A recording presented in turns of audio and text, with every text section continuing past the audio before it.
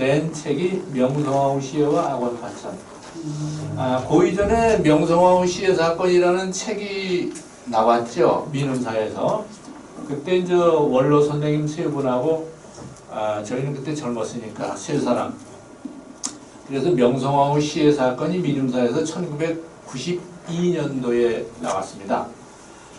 그것이 뮤지컬 명성황후, 그 다음에 명성황후 드라마, 이런 거로 확산돼 가지고 뭐 한류 창출에 조금 기여를 했나 모르겠어요. 근데 제가 좀 아쉬운 거는 윤호진 선생이 한 그 뮤지컬, 또 이문열 선생이 그 시나리오 뭐 여우사냥 이런 거 만들고 그랬는데 뮤지컬 이런 걸 한 번도 공연을 가보지 못했어요. 또 드라마가 나올 때 드라마도 거의 못 봤어요. 근데 나중에 대만의 우리 같은 KBS 중앙방송국에서 드라마와 실제 명성황후에 대해서 강의를 해달라고 요청이 와가지고 가서 당혹스러웠지만 가서 강의를 한 적이 있습니다.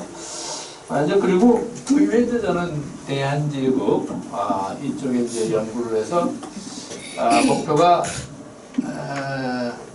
우리 역사 속에 국가의 발전사를 쭉 보다 보면은 아마 90년대 초반까지도 우리 역사 교과서에서 대한제국이 올라가 있지는 않았었어요. 뭐 선사, 고대 삼국시대, 고려, 조선 그 다음에 일제하, 그 다음에 미군정, 그 다음에 대한민국 이렇게 돼 있었어요. 그런데 오늘날 대한민국 그 국호 대한은 대한민국 임시정부도 있지만 대한제국에서 맞단 말이죠. 그 대한은 도대체 어떻게 해서 나라 이름이 이렇게 됐는가 이런 고민을 해서 원래 박사학위 논문으로 쓰려고 그랬다가 그때 선임사에 대한제국을 뭐 이렇게 여기다 넣느냐 그래가지고 결국은 아간파천절로의 한로 관계로 논문을 썼고, 그래서 러시아 전공자로 이렇게 잘 오해가 되고 있어요. 그러니까 러시아어는 조금 공부를 했지만은 잘 하지를 못하고 문장도 잘 못 읽어요. 그래서 사실은 박사학위 논문이 하나는 명성황후 시해와 아간파천으로 나오고, 또 하나는 나중에 고정평전을 재작년에 썼어요. 그 책 나오고 또 고정과 대한제국 책이 또 나왔어요. 최근에 그 두 권을 내고 뭐 정동지역협의회에서 또 부탁을 해가지고 6가지 주제로 보는 정동, 아마 서울의 어떤 역사문화의 근현대의 1번이라고 할 수 있는데 그거를 뭐 대표지도를 해서 또 책을 냈습니다. 제가 이제 국사편찬위에도 좀 근무를 했고, 또 지방대학에 뭐 초빙 겸임 교수도 나가고, 또 이제 뭐 다른 그 학회에도 좀 일을 맡고 했는데, 저는 좀 어떻게 보면 야에서 좀 많이 뛰었어요. 그러다 보니까 노원에 살다 보니까 노원 문화원에서도 또 부탁을 또 원로분이 하시고 그래가지고 지역학 연구소장을 좀 맡아서 있어봤는데, 아마 문화원이 굉장히 좀 어려울 거예요, 전국적으로. 문화원은 역사가 오래되고 국사편찬위원회에서도 사료조사위원들을 전국에서 이렇게 좀 위촉을 하거든요. 뭐 각 지역의 원로분들, 그 지역의 유지 이런 분들이 다 자료조사 수집하고 하는데 도움을 주시고 그래서 오늘날 국사편찬위원회가 저렇게 발전할 수 있고, 우리의 역사문화 발전하는데 한국학중앙연구원하고 국사편찬위원회가 큰 역할을 해요. 독립운동사 쪽은 독립기념원에서 큰 역할을 하고 보훈부에서 후원을 해주고. 그러고 보니까 제가 보훈부 산하의 보훈교육연구원의 연구부장도 또 좀 했었네요. 그렇게 여러 가지 다양한 경험을 하다 보니까 먼저 여러 가지 문화원 사정도 잘 알게 되고, 그런데 오늘과 같은 이런 강의 이렇게 여는 것도, 프로그램 만드는 것도 쉽지 않으리라고 봅니다. 노원 지역학연구소에서 그걸 좀 해보려고 많이 좀 예산도 요청하고 그랬는데, 예산은 전부 재단 쪽으로 가고, 문화원은 어떻게 되지? 고사작전인지 왜 이렇게 되나 그런 생각이 들어요.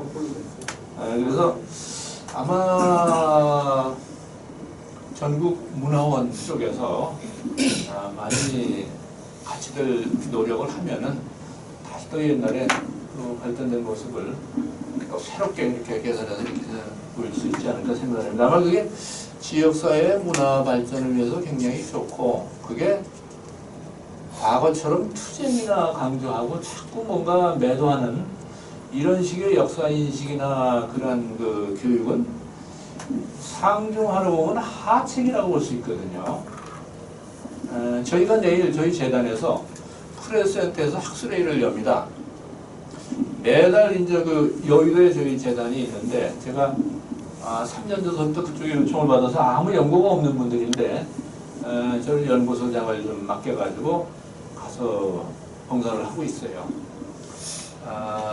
그 매달 그 진행을 해왔는데 참 곳곳에 훌륭한 분들이 많아요. 국가의 복지, 국방, 안보, 경제, 경영, IT 뭐 다 거기다 이제 역사가 하나 끼었는데 역사가 상당히 좀 역할을 중요하다는 걸 또 많은 분들이 하시더라고요. 그래서 연구소장이 됐어요. 내일 하는 거는 대한민국 국가보훈의 정책의 일환으로서 이제 보훈과 선양, 선양 홍보를 위한 방안을 논의하는 거예요. 그래서 어떻게 저희들이 3년 동안 열심히 하다 보니까 보훈부의 지원을 받아가지고 이번에 하는데, 오늘 강의도 그렇습니다만 많은 독립운동사 연구자들이 있어요. 그리고 우리 역사 연구하는 분들이 있는데, 기본 특점은 이겁니다.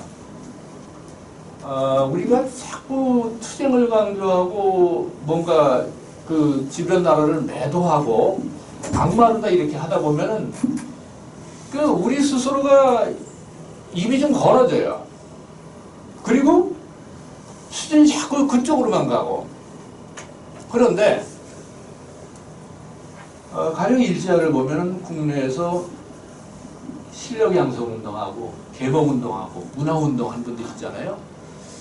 해외에서 독립운동한 분들도 무장 투쟁한 분들 훌륭하고 외교 뭐 운동한 분도 훌륭하시고, 그런데 국내에 있던 분들은 일제 식민통 시에 그 어떤 검색을 받으니까 언론도 제대로 하기가 어렵고, 일장기 같은 거 저기 옛날에 그 손규정 선수 그거 저기 지웠다가 아주 그 감옥에 가서 곤욕을 치르고 동아일보도 그냥 뭐 저기 그 출판 정지가 되고 막 이런 순환을 겪었잖아요.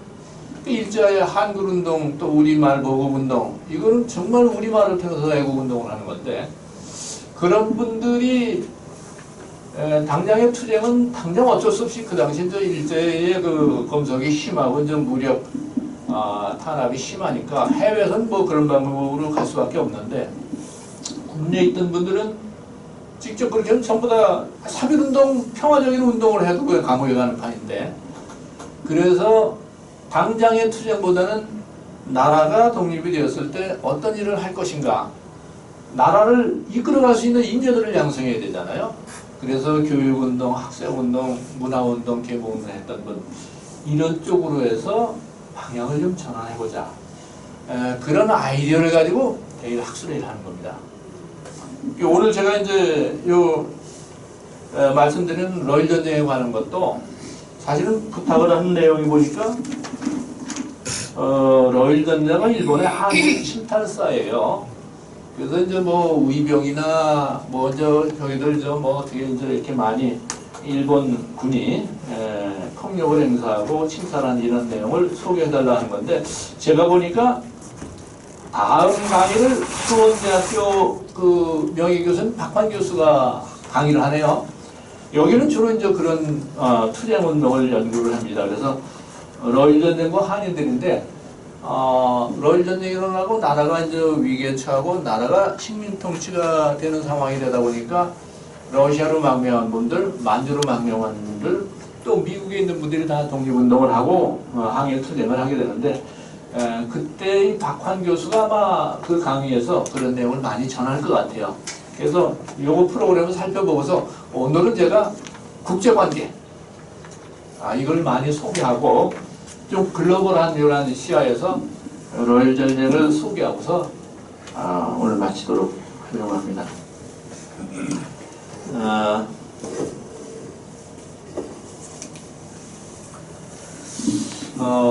이거 들어가기 전에 제가 한 가지 더 한번 좀 여쭤보겠어요.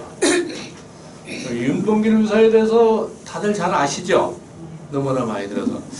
윤봉길 의사하면 제일 먼저 생각나는 게 무엇입니까? 그분들에게 어떤 뭔가 학생들에게 전달한다고 할 때 무엇을 배우고 무엇을 전할 것인가?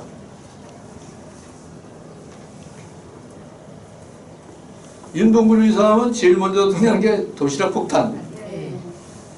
사실 도시락 폭탄을 던진 게 아니라 수통 그걸 던졌죠. 근데 도시락은 던지지 못했어요.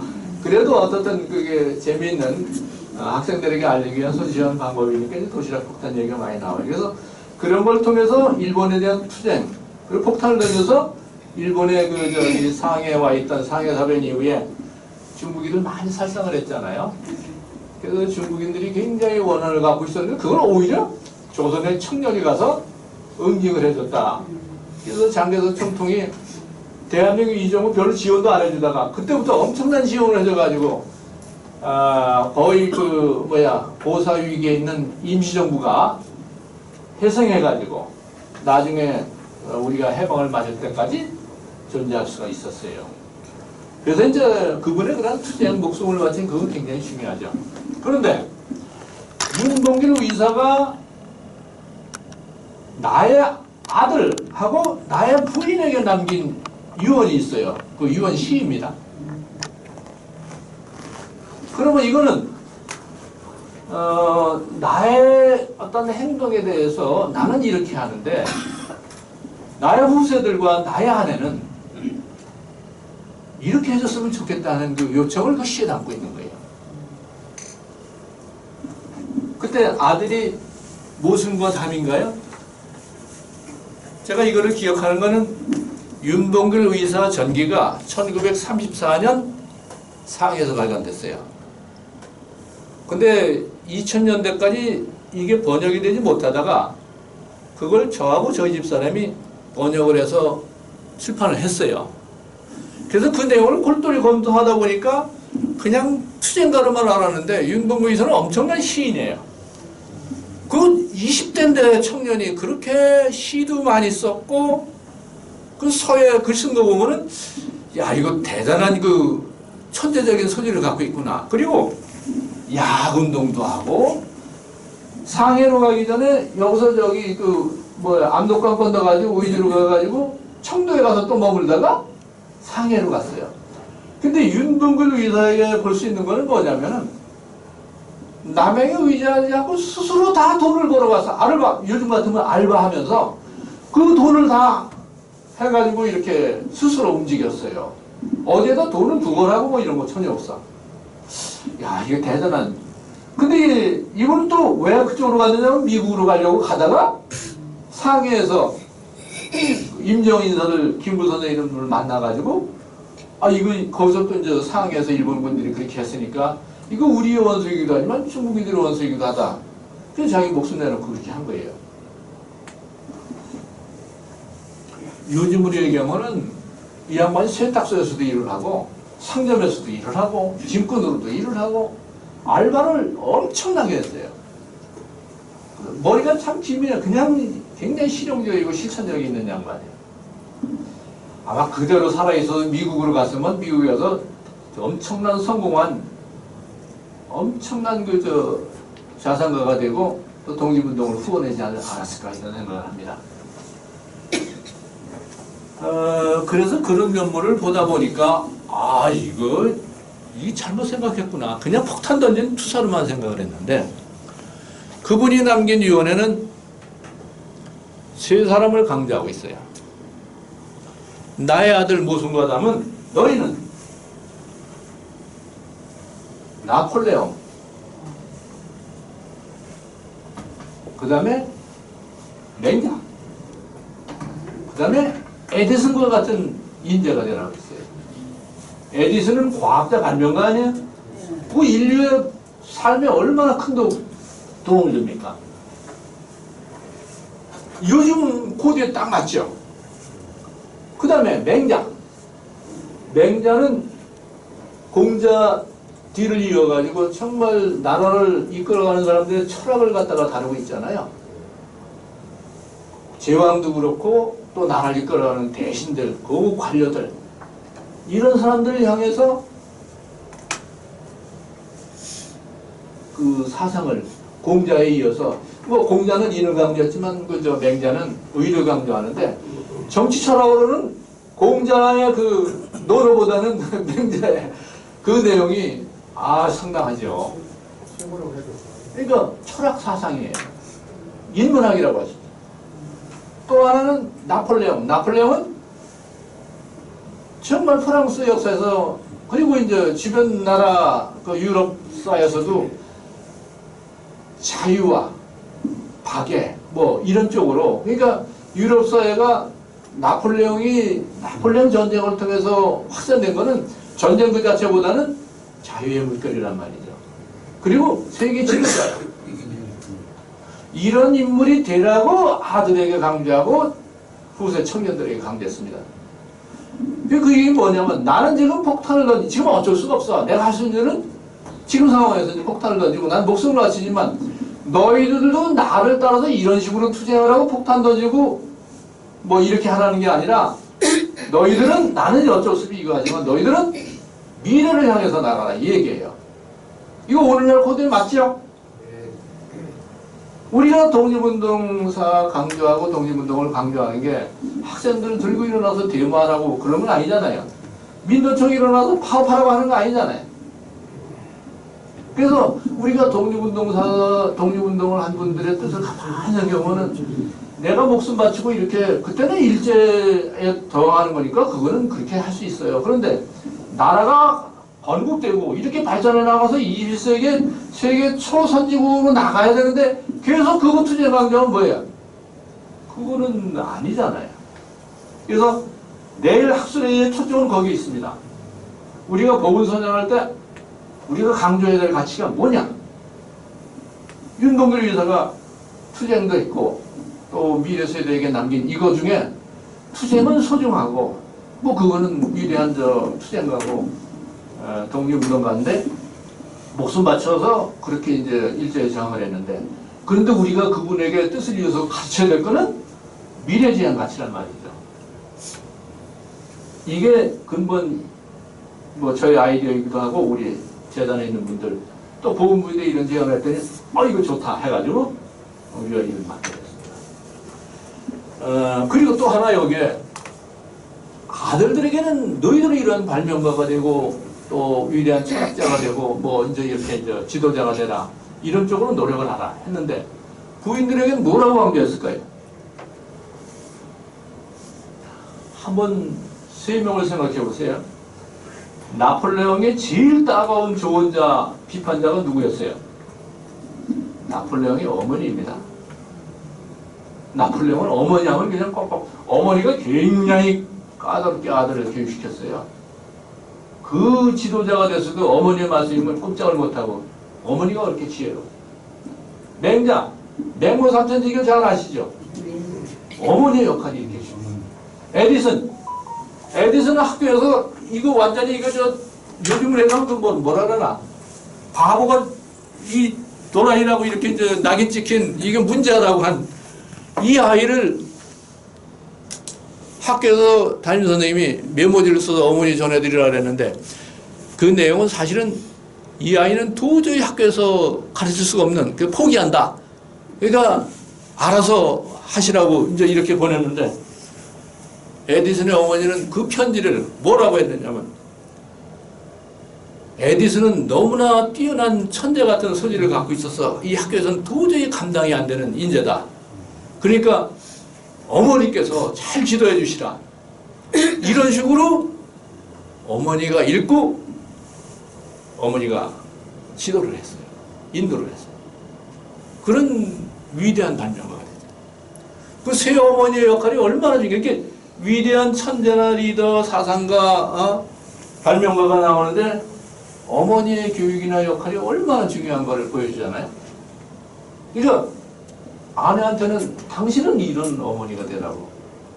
그게 윤동길 의사의 시에, 제가 보기에 최고의 그 시라고 이렇게 보고, 근현대 우리 역사에서 독립운동가들의 시 중에서 정말 이거 꼭 권하고 싶은 그 시입니다.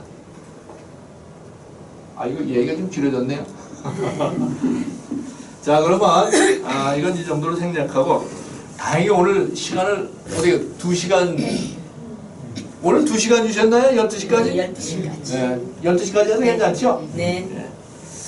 그럼 제가 좀 앉아서도 하겠습니다.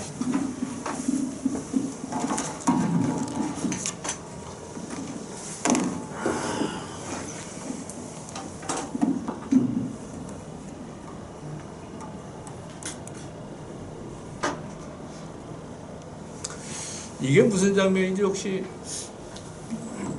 보이시나요?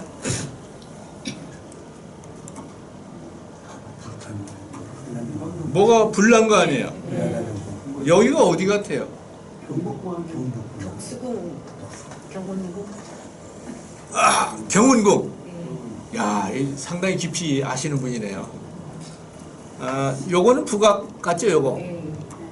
그 다음에 요거는 지금 없어졌지만 오늘날의 덕수궁, 대한제국 당시에는 저 경운궁이라고 불렸어요. 그 경운궁은 그 선조 때 임진왜란 당시 의주로 피난을 갔다가 나중에 돌아와 보니까 서울의 궁들이 다 타버렸잖아요. 그게 머물 곳이 없어. 근데 이제 성종의 형님이었던 월산대군의 집이 있어요. 월산대군 이미 돌아가셨지만 그 후손들이 살고 있었어. 그 장소가 여기예요. 그래서 이제 여기에 임시로 거처하게 되고, 그래서 이제 행궁이 됐죠. 그러다가 여기서 선조도 돌아가시고 광해군도 여기서 즉위하고, 그래가지고 여기를 이제 그 당시에 경운궁이라고 이렇게 이름을 지었어요. 그러다가 나중에 이제 창덕궁 지어지고 다 이제 그쪽으로 이사를 가게 되니까 여긴 또 이제 문을 닫게 됐어. 그래서 나중에 광해군이 쫓겨났잖아요.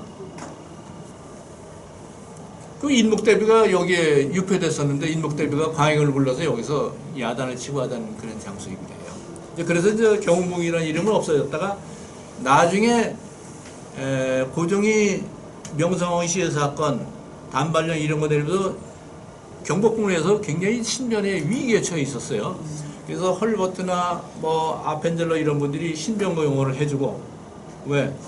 조선의 군인들이나 조선 사람의 경우에 되면 일본군이 그냥 막 공격을 하는데 서양인이 오면 손을 못 대니까, 그래서 헐버트 박사, 언더우드, 에비슨 이런 분들이 권총을 차고 고종을 옆에서 보호해줄 정도로, 이게 청일전쟁 이후 나라가 완전히 그 쑥대밭이 된 상황이에요. 궁중에는 일본의 첩자들이 일일이 감시를 하고 있고, 이 감시하고 있는 모습은 영국 외교문서를 보니까 주한 영국 총영사가 영국 정부에 보고한 게 있어요.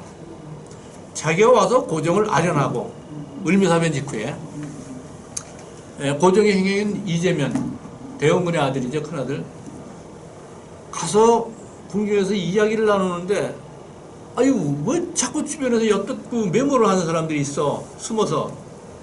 그게 대화를 마음대로 못해. 그래서 그거 그대로 다 보고를 하고 있어. 그러니까 청일전쟁 이후 특히 명성황후 시해 사건 이런 거 일어났을 때 궁중의 상황이 어떻게 되냐니 장악돼서 그냥 나라가 운명이 끝나는 거예요. 그래서 부득이 러시아 공사관으로 가게 됐죠. 그래서 이렇게 해서 나중에 러시아 공사관으로 가니까 이거 부득이한 상황 아니에요. 근데 이거 가지고 욕을 많이 하는데, 사실은 보면은 그때 이거 어려운 상황을 생각하면은 왜 군주 차라리 자기라지 왜 그런 치욕을 견디느냐, 이렇게 하면 얘기가 돼요. 근데 왜 러시아 공사관으로 갔느냐, 왜 돌아와서 자주권을 빨리 확립하지 못하고 그렇게 우유부단하냐, 이런 얘기는 사실 하나만 하는 얘기죠. 상황을 전혀 모르는 얘기가 되죠. 그렇게 마음대로 오고 가고 내가 자주권을 와서 확립할 수 있을 때는 그건 고종이나 대신들이 더 원하는 거 아니에요? 그렇게 못하는 상황이 뭐냐라는 거를 실상을 이해하는 게 중요하죠. 그래서 이제 어떻든 그렇게 됐다가 나중에 아관 파천한 다음에 고종이 제일 먼저 후원해준 게 독립신문 발간이에요. 두 번째, 독립협회 조직, 독립문권리운동. 그 정부의 재정으로 다 지원을 해주고, 또 서재 필요나 이런 사람들이 지식인들 동원해서 또 협조를 했죠. 정부의 작품이라고 볼 수가 있어요. 근데 이런 거를 잘 모르니까 고종과 독립협회, 고종과 독립신문 다 떼어놓고 자꾸 이게 편가르기 하는, 이게 어디서 이렇게 됐나 그랬더니 이게 일본 일제하나 근대 보면 그 동경대학 교수 지낸 사람 나중에 경성대대 교수 지낸 이런 사람들이 다 있는데 우리 근대사를 명성황후하고 대원군하고 싸움으로 이렇게 좀 구도를 만들었어. 그 다음에 조정대에서는 전부 뭐 무슨 뭐 노론 소론 이런 싸우는 거로 만들어 버리고 그 명성황후 시사건도 대원군이 개입해서 일으킨 전쟁 사건을 이렇게 100년 동안 그랬는데 뮤지컬 명성황후가 등장한 건 바로 그거예요. 그 핵심은 뭐냐? 대원군은 명성황후 시사건과 아무 관계가 없어요. 이게 시아버지와 며느리 싸움으로 그냥 다 소색을 해버린 거예요. 이게 얼마나 그게 그때 이제 일본은 조선을 집어삼키려고 하다 보니까 전략적으로 그렇게 했어. 근데 우리가 상황을 모르고 같이 덩달아서 그렇게 하다 보니까 고종 바보라 그러고 명성황후 영악하다라고 대원군 폭력적이고 좀 뭐한데 일본 쪽에서 대원군은 또 높여요. 대원군은 높입니다. 사실 대원군은 일본하고 손잡는 거 아재 문호 개방을 거부했는데 명성황후 고종은 문호 개방했잖아요.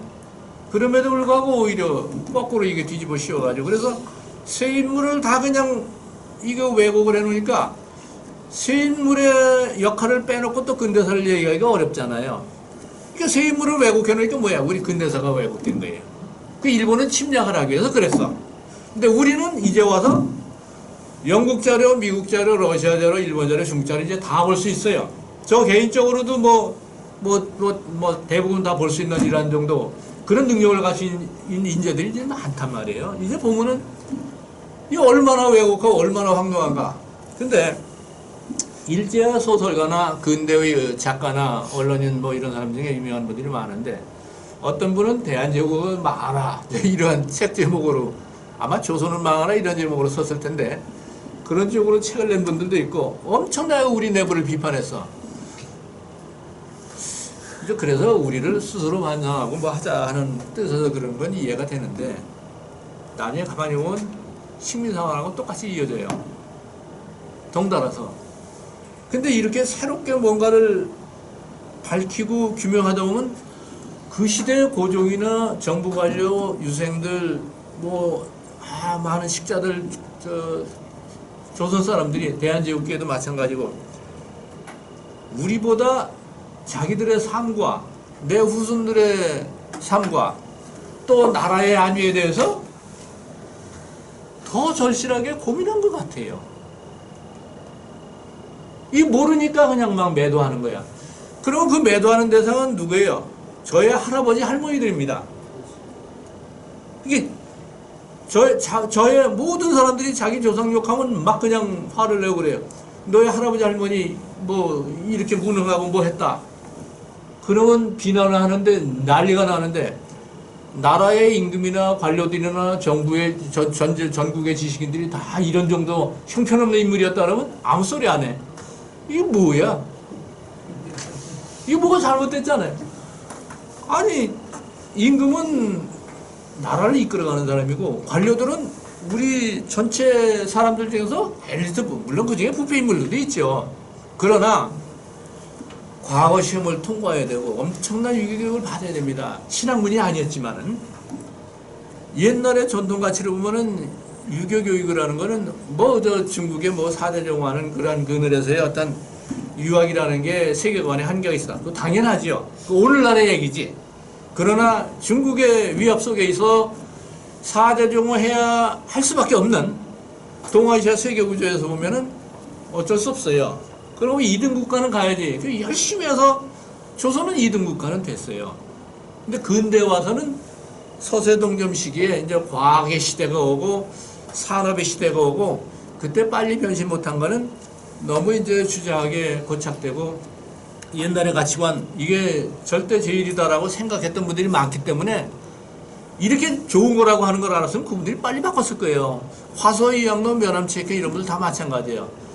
그런데 나중에 이제 그걸 깨닫고 이렇게 전환하는 사람들은 초고속으로 또 발전을 해요. 이게 옛날의 그 가치관을 아주 양반 집안도 그렇잖아요. 시골에 보면 우리 근대화 과정에서 땅이 많았던 분들이 제일 늦게 도시로 진출했어. 가난했던 사람이 제일 먼저 와가지고 제일 먼저 성공을 했어. 시골에 땅 많이 갖고 있던 분 저희 동네도 나중에 뭐 이렇게 지금도 그 존재하고 계시는데 아유 가보면 불쌍하게 짝이 없어요. 땅만 가지고 무슨 뭐가 되나. 그러니까 우리는 좀 더 가난했던 사람은 점점 먼저 튀어나와가지고 도시에서 근로자로도 하다가 사업하고 아이들 학교 보내고 다 성공해가지고 우리 근대화 과정도 그래요. 그러니까 우리가 갖고 있던 전통 문화유산에 대한 그 자긍심이 강하다 보니까 그분들이 시대에 뒤떨어진 분들이 됐어요. 그걸 갖다 오늘날 같이 기준으로 막 매도하고 욕하면 글쎄 좀 답답하긴 하지만은 그분들이 뭐 우승적이 없어서 그런 건 아니잖아요. 그거를 좀 이해해주고 감싸주고 또 개화파들은 아 이거 이래가지고는 안 된다. 그래가지고 빨리 변신해서 근대화 문물 서양 거 일본 통해서 중국 통해서 또 미국 통해서 수용해 오려고 그랬는데 아 이게 보수 유생들이 안 들어주고 이거 매국노라고 하니까 친일파라 그러니까 아 이거 뒤집어질 일 아니에요. 이게 가십진정변이 일어나고 그런 거예요. 그러니까 사실 내막을 들어보면 보수 유생들도 우국층에 가득한 분이고 다만 시대를 잘 몰랐으니까 개업파들은 친일파가 되려고 한 게 아니라 나라 발전시키기 위해서 접촉해야지요. 미국에도 갔다 오고 제일 앞선 사람들이에요. 그런데 이거 이대로 가다가 나라 망하겠다. 조급해서 일으킨 게 갑신정변. 나중에 가보계획에도 참여하고 그러죠. 그런데 우리가 이거를 볼 때 양쪽을 다 포용해서 봐야 되는데 이거를 갖다 편가르게 하면 뭐예요? 수구파, 개화파 맨날 쌈박질하고 이러다 나라 망했다 이런 식으로다 보면 그건 뭡니까? 이거 또 하나의 이거 문제 아니에요. 그거보다는 일본이 우리를 침략할 때 그 군사력, 그 다음에 경제력이라고 하는 거는 제가 보기에 100배 정도는 되는 것 같아요. 일본이 청일전쟁 당시 청일전쟁에 이기고서 시모노세키 조약을 체결하고 청나라한테 받아낸 게 뭐예요? 대만 그때부터 식민지가 됐어요. 요동반도 할양해내라 그래서 요동반도 차지했죠. 그 다음에 우리 한반도 어떻게 되는 거야? 일본의 지배하에 들어가 있는 거예요. 거기서 조선의 자주독립국임을 인정한다고 청나라가 인정했지 일본은 청나라는 조선의 자주독립국임을 인정한다는 게 시모노세키 조약의 그 문장이에요. 일본은 쏙 빠져있어. 일본은 뭐야? 우리는 인정 안 하고 우리 거라는 얘기예요. 그런데 이거를 일본이 조선의 자주독립국임을 이렇게 인정했다고 이렇게 그 앞에 청국을 싹 뺐더라고 일제에 그 기록들 보니까 조선의 자주독립을 인정한다. 일본하고 청국 다 인정한 것처럼 되는데 원문을 보면 청국은 조선의 자주독립, 일본은 뭐야 빠져 있어요. 그러니까 이런 식으로 자꾸 이렇게 슬쩍슬쩍 왜곡하다 보면은 이게 우리만 답답한. 오늘 얘기가 전달이 되나요? 네. 이거 제가 이 강의를 러일런쟁을 해야 되는데 지금 딴소리 하고 있네. 걱정. 근데 러일런쟁을 이해하려면 사실 이런 거 상황을 좀 보고서 같이 해야지. 러일런쟁에서 침략해가지고 그냥 궁궐 쳐들어가가지고 부수고 의병 탄압하고 이걸 하면 저도 그건 답답해요. 자, 여기가 여기까지 갔는데 뭐 경운궁 얘기 나오다 여기까지 가서 죄송합니다. 지금 여기 불타는 장면을 이게 그림이에요. 근데 그 당시 카메라가 있었어요. 왜 남은 게 이거밖에 없을까? 화재 현장을 찍은 생생한 사진이었고 이거 프랑스 기자가 와서 이걸 이렇게 그려가지고 보냈어요. 왜 이랬을까? 화재가 밤에 발생했기 때문에. 그 당시 길들은 낮에 찍을 수가 없잖아요. 이게 특종감 아닙니까? 그래서 제가 보니까 러시아 쪽, 미국 쪽, 영국 쪽, 프랑스 쪽, 독일 다 와 있었거든요. 요 주변에 공사관, 영사관 다 와 있었어요. 또 선교사들도 요 주변에. 이 정동이 우리나라 근현대사에서 문화 신문물의 제1번이라고 하는 게 바로 그겁니다. 그러니까 서울시에서 후원해가지고 예산은 짓거리 많아가지고서 이 전문 학자들 갖다 머리를 쥐어짜나게 해가지고 책을 냈어요. 서울시에서 그걸 내서 기획은 잘했는데 너무 학자들을 싸구려 취급하니까 화도 나고 그래서 지금 한번 욕을 합니다. 그 왜냐면 정동 지역에 한번 보세요. 거기 지금 조선일보 뭐 여러 경향신문 뭐 다 거기 위치해 있었는데 한번 보세요. 정동 주변에 배제학당 있죠. 배제학당에서 얼마나 인재들이 이승만 대통령 거기 출신입니다. 그 다음에 그 유경공원이라고 이제 신식 그 서양 교육기관이 처음에 1886년에 등장했었죠. 그 다음에 이화학당이 또 옆에 있잖아요. 그 스크랜턴 여사가. 근데 이화학당, 배제학당은 누가 이름을 지어줬어요? 고종이 하사한 겁니다. 또 여학교 설립할 때 그 명성황후가 가만히 있었겠어요? 또 서양 선교사들 부인들, 외교관 부인들 다 궁중에 초청해서 대접하고 잔치 벌이고 그러면서 서양 사정 묻고. 근데 명성황후가 고종을 도와주느라고 왕이 그 선교사 부인이나 외교관 부인들 만날 수 없잖아요. 남녀 아직도 그런데. 그래서 창덕궁에 보면 그 왜 저 연경당 있죠? 거기 이제 그 효명세자 때 이게 조대비의 남편 아니에요. 효명세자가 상당히 좀 충망되는 사람이었는데 23세 아깝게 세상을 떠났어요. 그의 절친이자 또 하나의 그 친구가 박규수 선생. 박규수 선생이 키워준 인물이 박영효. 이렇게 다 연결이 되더라고요. 거기에 열국 외교관 부인들, 선교사 부인들 초청합니다. 그럼 우리 파트너는 누굴 또 초청을 해야 돼? 대신들 부인들. 근데 그리고 선교사 부인들 오면 말이 안 통해요. 그러면 옆에 누가 따라다니는 우리 쪽에 한국말 잘하고 영어도 좀 할 수 있는 여성들이 따라붙어요. 그거 굉장한 엘리트들이죠. 그 가서 잔치를 해요. 그게 다 무엇을 위해서 하는 거예요? 국정에 도움이 되고자 하는 거 아니에요? 그러면 오면은 어떻게 돼? 식사 대접하고 해놔야 되잖아요. 차도 대접해야 되고. 가면은 꼭 선물을 줘요, 또. 아이들 데리고 오는 경우도 있어. 그럼 아이한테 또 선물 부채 같은 거 뭐 다 주고 그렇습니다. 다 국가 예산에 들어가죠. 요즘 청와대, 뭐 용산을 같으면 청와대에서 뭐 다 초청하고 파티하고 그러면 다 오면 선물을 주잖아요.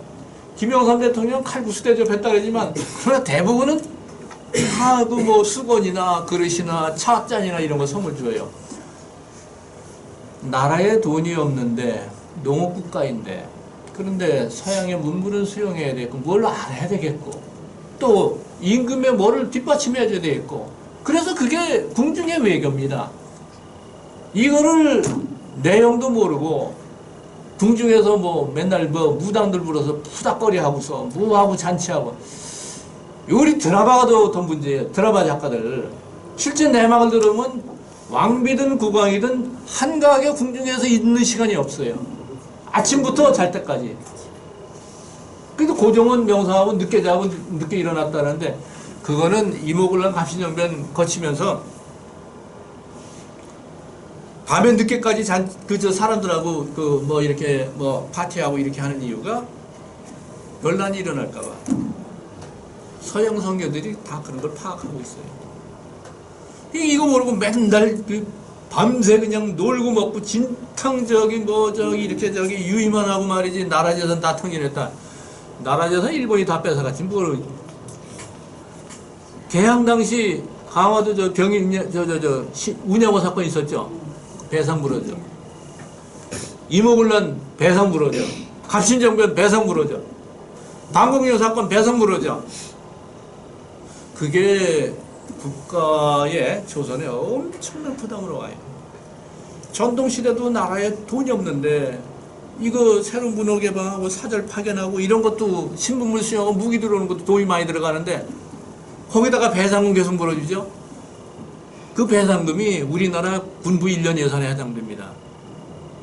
그러니까 이런 식으로 자꾸 좀 무너져가고, 일본은 참 영악했고 우리는 뭐 뒤떨어져서 그랬는데, 이제 그런 걸 바라볼 때 우리 역사학자들도 그렇고 또 역사문화에 관심 갖고 있는 많은 그 해설사도 있고 그렇잖아요. 또 이제 일반 분들 중에서 우리 역사에 관심 갖고 책 쓰고 하는 뭐 작가들 많은데, 잘 모르는 내용을 찌라시급이 더 파급력이 커요. 100년 전에도 찌라시급 많았어요.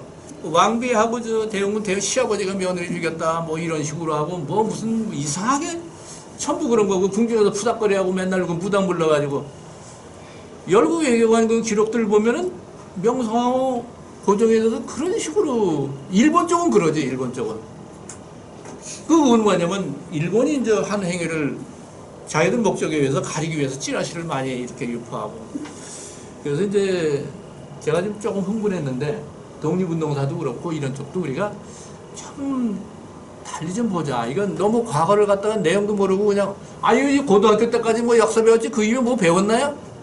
논문을 썼어요. 자료를 봤어요. 근데 이제 찌라시급 그 유튜브 강사들이나 뭐 그냥 학원 강사들이 막 떠드는 이거는 옛날의 재판이고 식민사관의 재판인 경우가 굉장히 많아요. 그래서 좀 답답한 걸 많이 느끼는데 자 얘기가 좀 길어졌습니다만은 시간이 많이 주어져서 제가 지금 평소에 하고 싶은 얘기를 이러니까 좀 이렇게 합니다. 여기 요 가운데 요 건물이 뭐 같아요? 요거 경복궁이면 제일 중심 건물 그 큰 상징적인 그 건물이 뭐 같아요?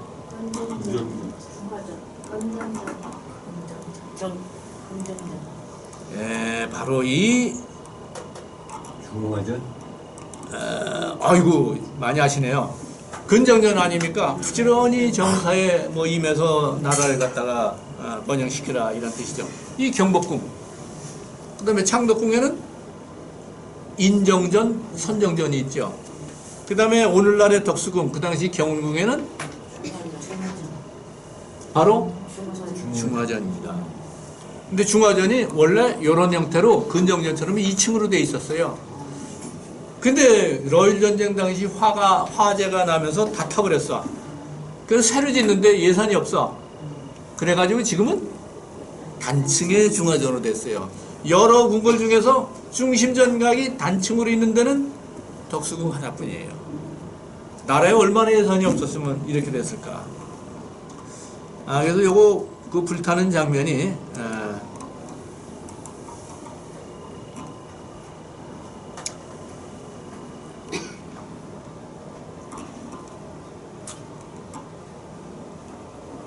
갑자기 어디로 갔나? 여기 있구나. 그리고 지금 가보면은 요거 없어졌어요. 그렇죠? 근데 요거 벽에는 보면 돌 배치가 다른 걸 볼 수가 있습니다. 그리고 이게 이쪽에도 또 있었어. 저쪽에 서울역사박물관에 가는 쪽으로도. 왜 그러냐? 명성황후 시해 사건 아관 파천 이후에 다시 이제 이쪽으로 왔잖아요. 경복궁으로 안 가고. 경복궁으로 안 간 이유는 뭡니까? 명성황후 시해 때문에 그 아주 악몽 같은 기억. 그거 있어요. 그 왕세자는 거기 가서 맨날 울어. 울고불고 엄마 찾아. 이 도저히 못 볼 일이죠. 그거 있고. 두 번째는 그보다 더 중요한 이유. 경복궁은 넓어요. 방어력은 우리 병력이 많아야 돼. 근데 나라가 무너지니까 병력을 제대로 양성할 수가 없어. 그런데다가 여기 정동에는 미국 공사관, 러시아 공사관, 영국 공사관, 독일 그 총영사관, 프랑스 공사관 다 옆에 있어요. 그래서 여기 와서는 함부로 일본이 딴짓을 못하겠다. 그래서 이쪽으로 숨어 들어간 거예요. 그 나중에 화재가 났는데 묘하게 일본 공사가 창덕궁으로 돌아가시라고 자꾸 조언을 해. 일본 공사가 뭐길래 자꾸 창덕궁으로 돌아가래. 경복궁이나 창덕궁으로. 그 주제넘은 아니에요. 우리 대신들도 그쪽으로 돌아가시면 어떻겠습니까? 책임자와 책임을 지는 사람을 보좌하는 사람은 생각이 달라요. 판단도 달라요. 대통령하고 장관하고 또 국회의원 다 판단이 다를 수 있어요. 최고의 책임자는 더 넓게 봅니다. 유능하든 무든 그거는 또 다른 문제고. 경복궁에 있을 때 청일전쟁 당시 청일전쟁 일으키기 직전에 기습을 했고, 그 다음에 삼국간섭 이후에 우리가 러시아하고 손잡아서 일본 어떻게 퇴치할 수 있을까 했는데 또 기습을 해서 이번에 명성황후 시해를 했어요. 2번 기습당했어. 경복궁에 있다는 우리 이제는 우리 저 나라가 송두리째 넘어가겠다. 그래서 아관파천 했잖아요. 그래서 돌아올 때 경복궁으로 못 가는 거예요. 그래서 그런 안전 문제 때문에 고종의 개인의 신변 안전도 국가 안보 때문에 정동으로 온 겁니다. 그래서 이리 와서 이걸 했는데 자 보세요. 경복궁 그렇게 넓잖아요. 근데 그 안에 요즘으로 해보면 2호 해병 형공 다 있는 거야. 요즘으로 해보면 국방부, 건설부, 법무부, 뭐 행자부 이런 거 다 그 안에 들어가 있어요, 부서가. 근데 그 넓은 공간에 있던 부서가 이 좁은 경운궁은 경복궁보다 굉장히 좁잖아요. 어떻게? 그래서 이 안에 아마 그 당시 조선에서 한반도 내에서 인구 밀도가 제일 높은 곳이 여기. 관료들, 왕실 가족들, 그 다음에 대신들이 드나들죠. 와서 근무해야죠. 군인들 파수해야죠. 내시들 있지. 궁녀들 있지. 거기다 대장군 같은 요리하는 사람 있어야 되지. 또 허준거 같은 그런 사람이 있어야지. 또 앙드레긴 같은 의상실 이거 다 하는 사람들이 있어야지. 이게 다 이 안에 있어요. 그러니까 어떻게 공간이 모자라지? 그래서 여기에다가 다리를 나가지 바깥에도 또 경희궁 쪽으로도 또 부서를 내고 그래서 이게 생긴 거예요. 이 연유를 알고 보면은 다 하나하나 사연이 있는 거예요.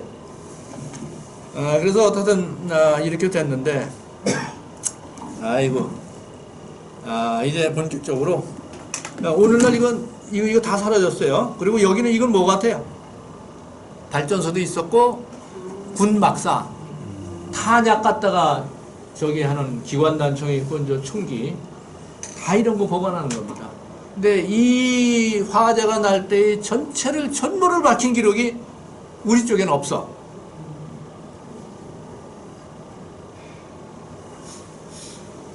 영국 쪽하고 미국 쪽에서 이거 다 관찰해서 기록을 남겼어요. 우리는 너무 경험이 없어가지고 사신들 궁중 안에 있으니까 어렵잖아요. 사관들. 그래서 이렇게 화재가 나가지고 다 불타버리고 뭐 비밀 문서도 다 타버렸다 그러고 금괴도 녹아버렸다 그러고 그래서 여기서 고종이 나중에 이 화재가 나니까 어디로 갔어요? 자, 한번 보세요. 경복궁에서 러시아 공선을 피신해 왔죠. 러시아 공선에서 어디로 왔어? 경운궁으로 왔어. 근데 또 러일 전쟁이 일어나고 화재가 나니까 다 타버리니까 어떻게 돼요? 불 때문에 또 피신해야지. 어디로 갔어? 미국 공사관 옆에 이전에 마련해둔 공간이 있어요. 그게 오늘날 중명전이라고 불리는 곳이에요. 중명전. 그 중명전은 원래 수호콘으로 불려서 제가 쓴 데는 수호콘이라고 이렇게 해놨는데 수옥은 경복궁 내의 지복제라고 해서 서양 서적이나 중국에서 들어온 근대문물 소개한 뭐 법 같은 거 이런 거 담은 책들 모아가지고 그 대신들도 보고 고종도 보고 하는 그 경복궁 보면은 저쪽에 그 청와대로 넘어가는 그 가까이에 지복제 건물이 있습니다. 중국 양식으로. 요 경운궁에는 바로 그런 역할을 하는 이것이 수옥헌이에요. 옥자 들어가면 다 이게 책하고 관계가 있다 이렇게 보면 됩니다. 그래서 이것을 사실은 뭐 서재보다는 비상시에 또 미국 공사가 바로 지금 현재 거기 그대로 존재하고 있으니까 그쪽으로 갔는데 그 장소가 나중에 을사늑약 일본이 을사보호조약 강제 체결할 때 거기 바로 현장이고 또 하나는 을사보호조약 체결하면서 이건 너무 억울하잖아. 조약도 아니야. 조약의 문서에 뭐야? 강요한 문서입니다. 사실은. 조약에 이름이 없어. 조약을 체결하면 거기 조약이 있어요. 그 다음에 최종적으로 누가 사인을 해야 돼요? 임금이 사인이 없어. 그러니까 이름도 없고 사인도 없고 그러니까 이건 뭐야?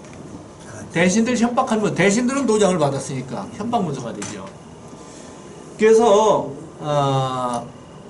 을사늑약의 현장이기도 비극적인 현장이기도 하고 나중에 이런 문제점을 고종이 해외 사절을 보내서 일본이 불법으로 우리의 외교권을 빼앗았다. 만국공법에서 이런 일은 불법이라고 했어. 있을 수 없는 일이야. 그러니까 만국공법이 지금 그 국제법이나 국제법이죠. 그러면 이 국제법에 입각해서 회의를 하는 만국 평화회의에서 이 문제를 상정해가지고 일본의 불법을 성토하고 우리의 자주권을 회복하도록 하자. 이래서 사절을 보낸 거예요. 그게 헤이그 특사 이상설, 이휘정, 이준 이분입니다. 이 세 분들입니다. 그래서 그 현장이 또 거기입니다. 그래서 나중에 답사하실 기회가 있으면 요 제가 써드린 거 하고 좀 보시면서 이렇게 보면은 상당히 좀 알고 보시면 굉장히 실감이 날 거예요. 자, 그러면 지금 11시가 됐는데 1시간 시간 여유가 있어요. 그래서 제가 평소에 하고 싶은 얘기 지금 했고 1시간 뒤에는 본격적으로 러일 전쟁과 한국을 강의를 하겠습니다. 한 5분 정도 쉬면 괜찮겠어요? 예. 이상설 여기는 알라리코 스토리에 있더라고요. 어디? 이상설 예, 가보셨어요? 네네. 예. 제가 이상서 선생 전기를 썼어요. 예. 그리고 거기도 가봤고. 사진을 다 찍어다 기록을 해놓고. 그래요? 예. 선생님 누가 낸 거예요? 예? 돈을 누가 냈냐고? 그렇죠. 이런 질문이 나와야 돼요. 맞아. 그 말씀 안 하실래? 당연히 아시리라고 생각하고. 그래서 이제 다음에, 요 다음 강의에서 제가 얘기할게요. 일본이 냈겠지 이런 게 있어요. 일본이 냈겠지. 근데 아직까지 밝혀지진 않아요. 사실. 불하다면 자꾸 기록을 잘 못했으니까. 그래도 어려운 상황이니까. 기록을 함부로 하기도 어렵고. 자기 이렇게 나온 거 아니에요?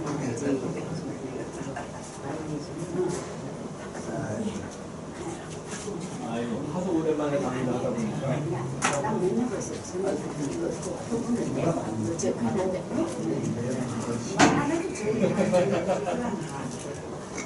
너무 지루하지 않아요?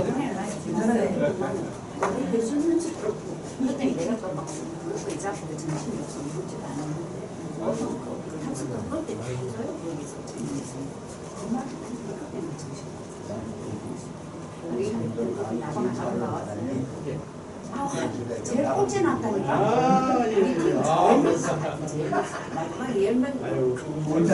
아니 가방 언제 찾았어?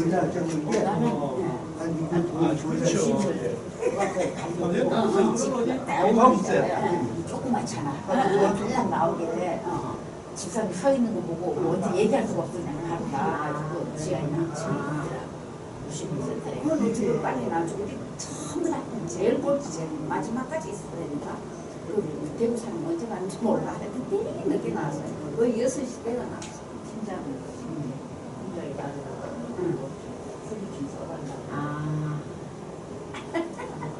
그래. 아이고 처음부터 태도 그랬는데 누가 해주냐. 아무도 안 해준 걸.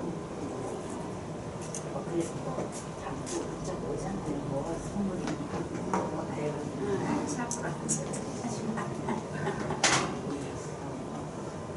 잘했으면 그지 고마워서 나를 좋아한다는 건데 내가 어제 그래서 만나가지고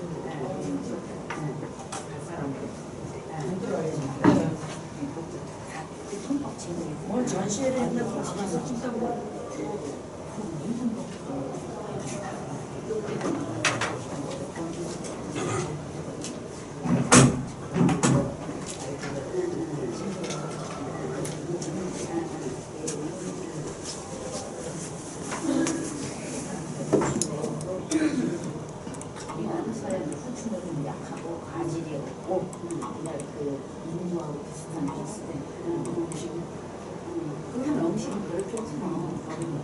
미숙생이 너무 바쁘죠?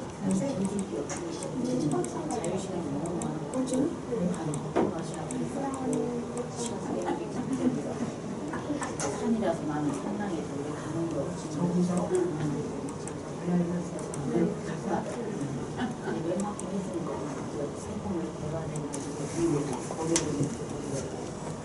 잘 모르는데 근데 얘네들이 저는 저자에서 그 흑대적은 괜찮다니까 그래도 만약 그 이제 이거가 있을 텐데 싸구려 그런 흑대적으로 왜 있어요? 한 가지도 아니잖아요. 한국에 가면 그리고 친구 왜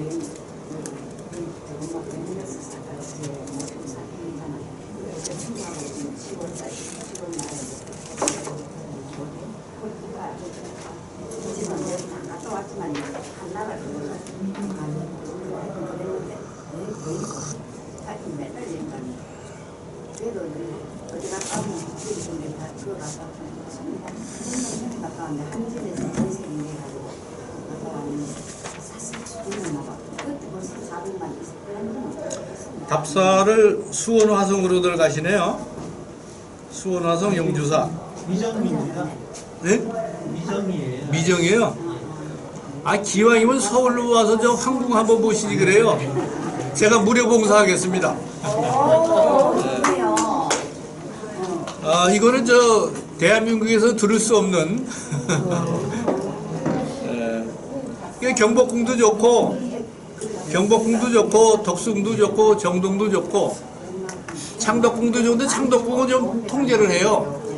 그 문화유산 해설사들이 그 통제를 하고 안내를 합니다. 이 전문가들이 갈 땐 따로 거의 신청을 해서 우리끼리 돌아보겠다 이렇게 해야 돼요.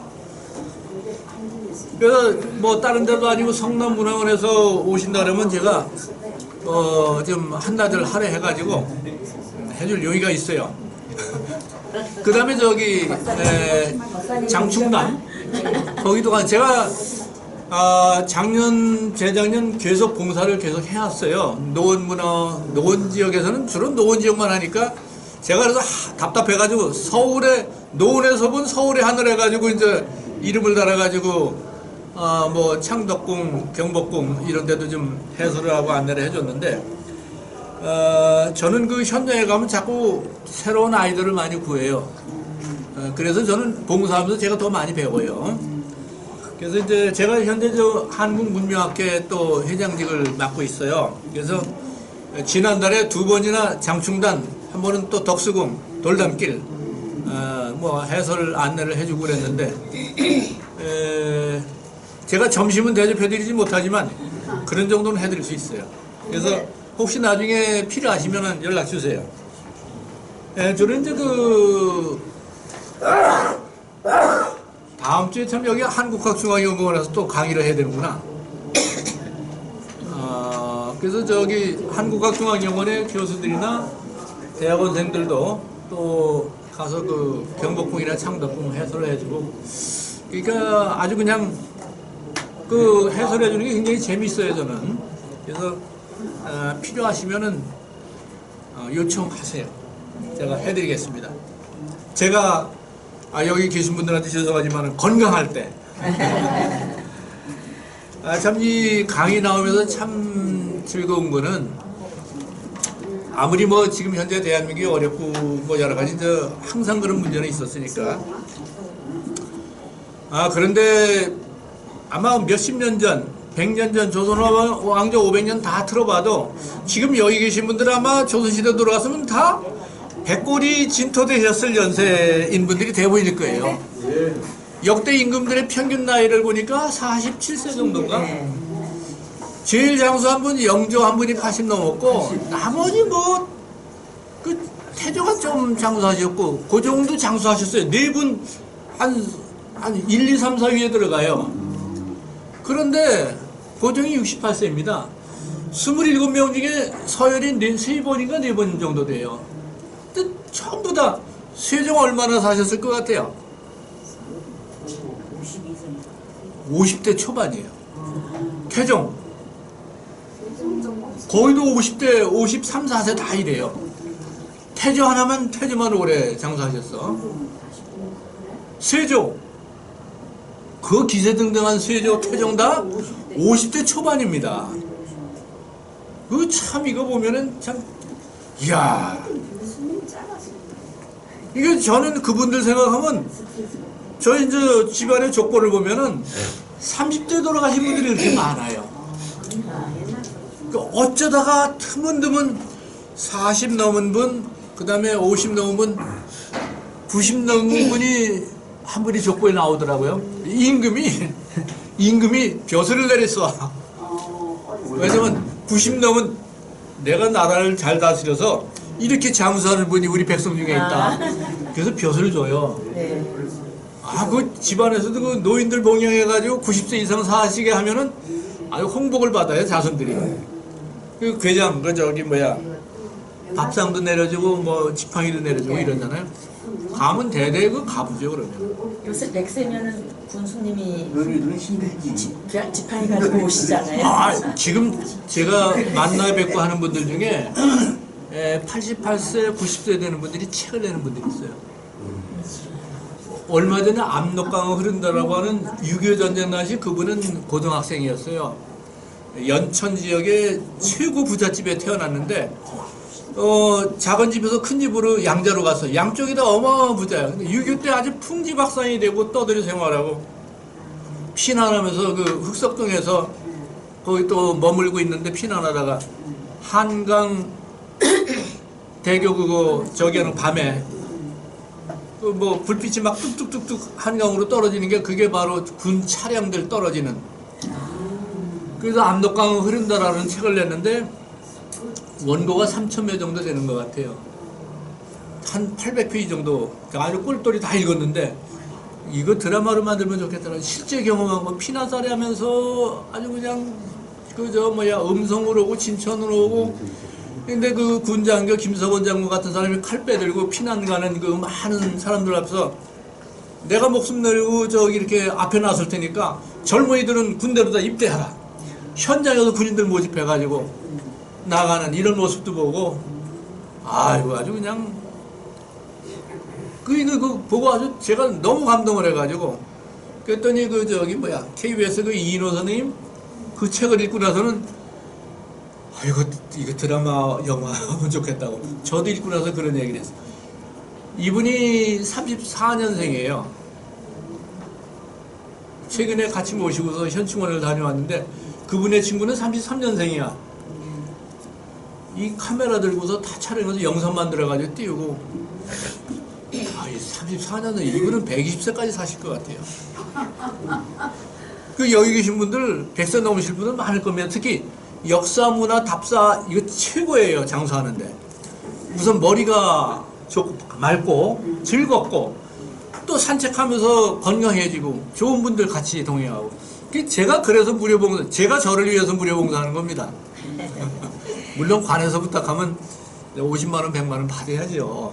근데 이거 뭐 이렇게 지인분들 또 고등학교 동기들 오면 서울에 제가 많이 또 봉사해주고 또 그게 나중에 보니까 지방에 내려가면 식사 대접을 받아요. 이게 또 다 이렇게 또 저기를 해주더라고. 그래서 이게 참 좋구나. 얘기가 좀 잘 쉬셨죠? 네. 봉사하면 오래 산대요. 그래요. 제가 그 봉사하니까 처음에 내가 최소한 5, 60만 원 받고 나가니 이게 뭐냐 그랬는데 나중에 굉장히 즐겁더라고요. 아주 좋아요.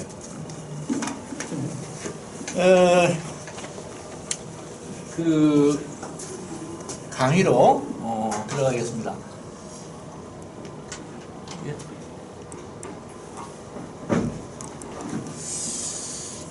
요게 러일 전쟁을 이해하는데 상당히 이게 1898년에 프랑스 그 기자가 그 당시는 저 사진을 찍기가 어렵고 정상들이 요즘 자주 만나잖아요. 기자들이 다 찍어서 그냥 한꺼번에 단체 사진 올리고 그러는데 그게 어려우니까 이렇게 이제 이거는 이제 하나의 이제 사파로 묘사를 해서 이렇게 만들었어요. 여기에 보면은 대체로 감을 잡을 수 있죠. 요 CHIN이 이거 중국을 얘기해요. 여기에 보면은 포트 아더, 포트 이거 뭐라 그러나 겨우주, 규주만, 산동반도. 여기는 포트 아더, 여기는 여순항이 있는 요동반도 얘기합니다. 요동반도, 산동반도. 산동반도는 청도 맥주가 유명하죠, 요즘. 우리가 여행 가서 즐기고 뭐 청도 맥주 마시고 그러는데 참 지금 이 좋은 시대에 태어나서 맥주도 즐기고 여행도 다니고 그러는데 그 당시는 전쟁터였어요. 여순대는도 이렇게 굉장히 좋잖아요, 그 공기가. 또 이국풍이 거의 러시아가 거의 점령을 했었고 나중에 또 일본이 점령하고 그러면서 일본풍, 러시아풍 다 막 있어요. 산동은 일본이 점령하기도 했고 나중에 이게 청일전쟁 그 당시에 그 다음에 삼국 간섭하면서 일본을 갖다 쫓아내면서 요동반도 쫓아내면서 여기는 또 독일이 또 이걸 차지했어. 그러니까 일본이 차지했다고 독일이 삼국 간섭하면서 전리품으로 얻은 거예요.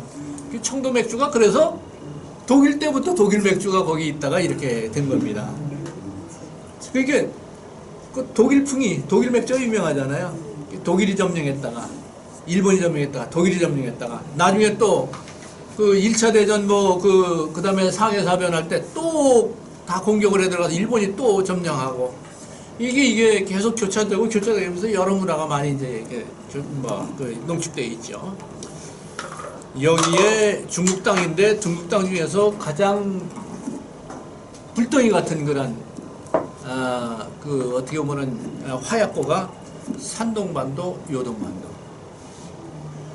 이 중국을 놓고 이 중국은 난리가 났어요. 이거 이용량을 묘사한 것 같아요. 그저 이용량이 아까 민요한 선생이 러시아 갈 때 뭐 사진이 있는데 그 모스크바에서 찍은 사진입니다. 우리 한복 입고 갔어, 가 쓰고. 근데 한복 입고 가 쓰고 갔는데 그때 중국도 마찬가지. 비단 옷 입고 모자 쓰고 그 이용장이 손톱이 이렇게 길러가지고 서양 사람들이 묘사를 이용장의 손톱이 얼마나 길었는지 그리고 침은 왜 그렇게 막 아무데나 뱉는지 아마 등소평하고 닉슨하고 누가 회담을 했을 때도 그랬죠.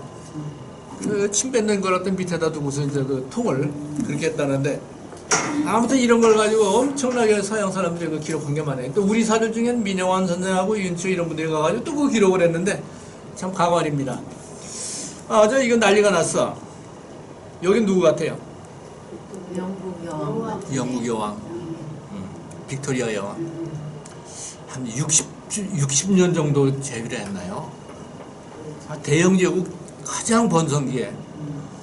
여기 근데 이렇게 묘사가 좀 굉장히 뚱뚱하고 좀 그렇잖아요? 이거 굉장히 좀 영국하고 관계가 안 좋은 이런 관계 사람이 이제 그렸다는 거예요. 이건 누구예요? 독일 카이저 비렐름이지. 여기도 싸납게 그려놨어요. 근데 이 옆에 러시아는 핸섬가이네. 제정 러시아의 마지막 황제 니콜라이 2세. 아주 멋지게 그려놨어. 원래 인물도 괜찮았지만 아주 너무 멋지게 그려놨어. 그 다음에 여기는 누구 같아요? 1100적 보니까 프랑스 깃발 아니에요. 프랑스 혁명 당시 자유평등 박약을 상징하는 이거 천사처럼 그렸어요. 그 다음에 이 옆에 일본 아주 그냥 그 아프리카 토인처럼 그려놨어요. 일본식 상투 사무라이. 이건 누가 그렸게요? 어느 나라 사람이 그렸을까? 제일 아름답게 그렸잖아요. 또 프랑스 자유와 평등 박애를 사랑하는 여성 천사처럼 이렇게 했는데 프랑스 신문에 나오는 프랑스 잡지에 나오는 화보니까 프랑스를 이렇게 그렸고 근데 왜 러시아는 또 이렇게 아름답게 멋진 청년으로 그려놨어? 당시 프랑스 러시아의 동맹. 그렇죠. 독일하고 영국하고 관계가 안 좋았어. 이게 그림 같은 거 하나 보면은 금방 이게 분위기가 뭐라는 걸 알 수가 있어요. 그래서 이 작가가 누군가 하는 것도 알 수 있고 그리고 이제 국력도 볼 수가 있죠. 중국은 난리가 나서 이때가 1898년이니까 청일전쟁 이후에 청나라가 일본에 배상금을 지불하고 요동반도 일본에다 떼어졌다가 일본이 삼국간섭위에서 토해내니까 그걸 누가? 러시아가 거기를 항구로 부동항 개발을 했어요. 이렇게 일본이 청일전쟁에서 젊은이들 피를 흘려서 확보한 요동반도를 러시아가 뺏어간 삶이 됐잖아요. 그러니까 일본을 쫓아낸 대가로 러시아가 부동항을 확보할 수 있는 권한을 확보한 거예요. 근데 시베리아 횡단철도도 이 남쪽으로 하얼빈에서 여순대로까지 이어지는 권리를 또 확보하고 나중에 러일 전쟁은 바로 이거를 가지고 다시 전쟁이 일어나는 거예요. 그 지역에서. 그러니까 러시아가 공세를 취했다가 일본이 공세 취하고 결국 전쟁이 일어나가지고 이 전쟁은 요동반도 중심에서 그 만주까지 하얼빈까지 이어지는 그 지역에서 육전이 일어나고 해전은 우리 한반도 주변 대마도 해전으로 끝납니다. 이게 동북아의 어떤 태풍의 눈과 같은 그 위치인데 이 결과가 이렇게 해서 러시아와 일본이 그 청일전쟁 이후부터 격돌을 해가지고 일본은 산업화가 됐는데 시장이 확보돼야 되잖아요. 시장이 어디서 대만은 너무 작아. 중국으로 가야 되는데 이건 서부 열강 모두가 다 이거 눈독을 들이 지금 봐요. 중국 쪼개 먹자는 거 아니에요? 그러니까 우선 한반도가 목표가 되는 거예요. 근데 한반도는 청일전쟁에 의해서 이거 집어삼켰다고 했는데 삼국간섭에 의해서 요동반도 빼앗기고 조선 현지에서는 누구야? 바로 러시아, 프랑스, 독일 공사가 일본 공사에게 압력을 넣어가지고 이노우에 가오루가 그 당시에 그 공사로 와 있었어요. 이노우에 가오루는 이토 히로부보다 6살이고 사동관이에요. 영국에 유학을 갔던 최초의 5인 중에 한 명이야. 이렇게 야마가타리 또뭐 군부에 올라오고 이토 히로부미는 정계 올라오고 이노우에 가오루는 외교 재정의 1인자예요. 그거 다 한통속이고 다 초수본 출신이거든. 그래가지고 이렇게 이제 그 조선 집어삼켰다고 했는데 열국 외교관들이 삼국 간섭에 의해서 산동반도 아니 요동반도 떼어내라 가지고 돌려주라 그랬는데 한반도 내에서는 은밀히 러시아, 프랑스, 독일 공사가 일본 공사에도 압력을 넣어가지고 청일전쟁 당시 조선 습격해서 경복궁 장악했다 그랬잖아요. 조선 식민지화 작업을 했던 거예요. 그걸 못하게 제동을 걸은 거예요. 이 삼국공사들이. 이 흐름을 타고 누가 궁중에서 명성황후가 이노우에 불러가지고 이제 그 정도 같이 이 당신 마음대로 조선 조정을 갖다 좌지우지하고 당신 마음대로 하지 말라 일가를 했어요. 그 이전 같으면 가만 안 있었겠지. 근데 뒤에 있는 누가 무서운 거야. 프랑스, 러시아, 독일. 그러니까 삼국간섭의 여파가 조선 현지 서울에도 궁중에도 미친 거예요. 그래서 명성황후가 고종하고 일본 공사에 대해서 이제 당신 이제 일본 이제 끝났다 마음대로 하지 말라 일가를 하니까 조선 보호국가 작업을 하던 이노우에가 휴가를 명목으로 일본으로 갔어. 앙앙글락했죠. 속으로 저 가만 안 두겠다. 진짜 가만 안 둔 게 돌아와서 돌아올 때 일본에 가서 나 이전에 내가 이 역할 못한다 이래가지고는 안 된다. 그래서 육군 중장 출신 예비역 미우라 가오를 갖다가 미우라 고를 갖다가 후임공사로 임명을 하고 추천을 하고 이또내 가서 이 사람 보내가지고 명성하고 시한 거예요. 조선에 대한 보복이지. 이거를 대원군이 며느리하고 싸우느라고 말이야. 이런 세상에. 근데 제가 원로 선임들 만나면 역사 전공하는 분들 중에도 고대사나 조선시대 전공하는 분들 있잖아요. 이분들이 대학원 들어가서 공부하면 자기 전공하다로 자기 시대에 매몰돼 있어요. 그러면 이분들이 교육을 어디서 받느냐? 고등학교 때 배운 거하고 대학 정도에서 교양과목 배운 수준밖에 안 됩니다. 다른 분야는. 계속 그 생각 가지고 있어요. 이런 분들이 굉장히 많습니다. 그래서 제가 최근에 고정평전 써내고 대한제국 책 써내는데 90세 넘은 분이 국회의원 지냈어요. 그 도산서울 원장도 지낸 분이야.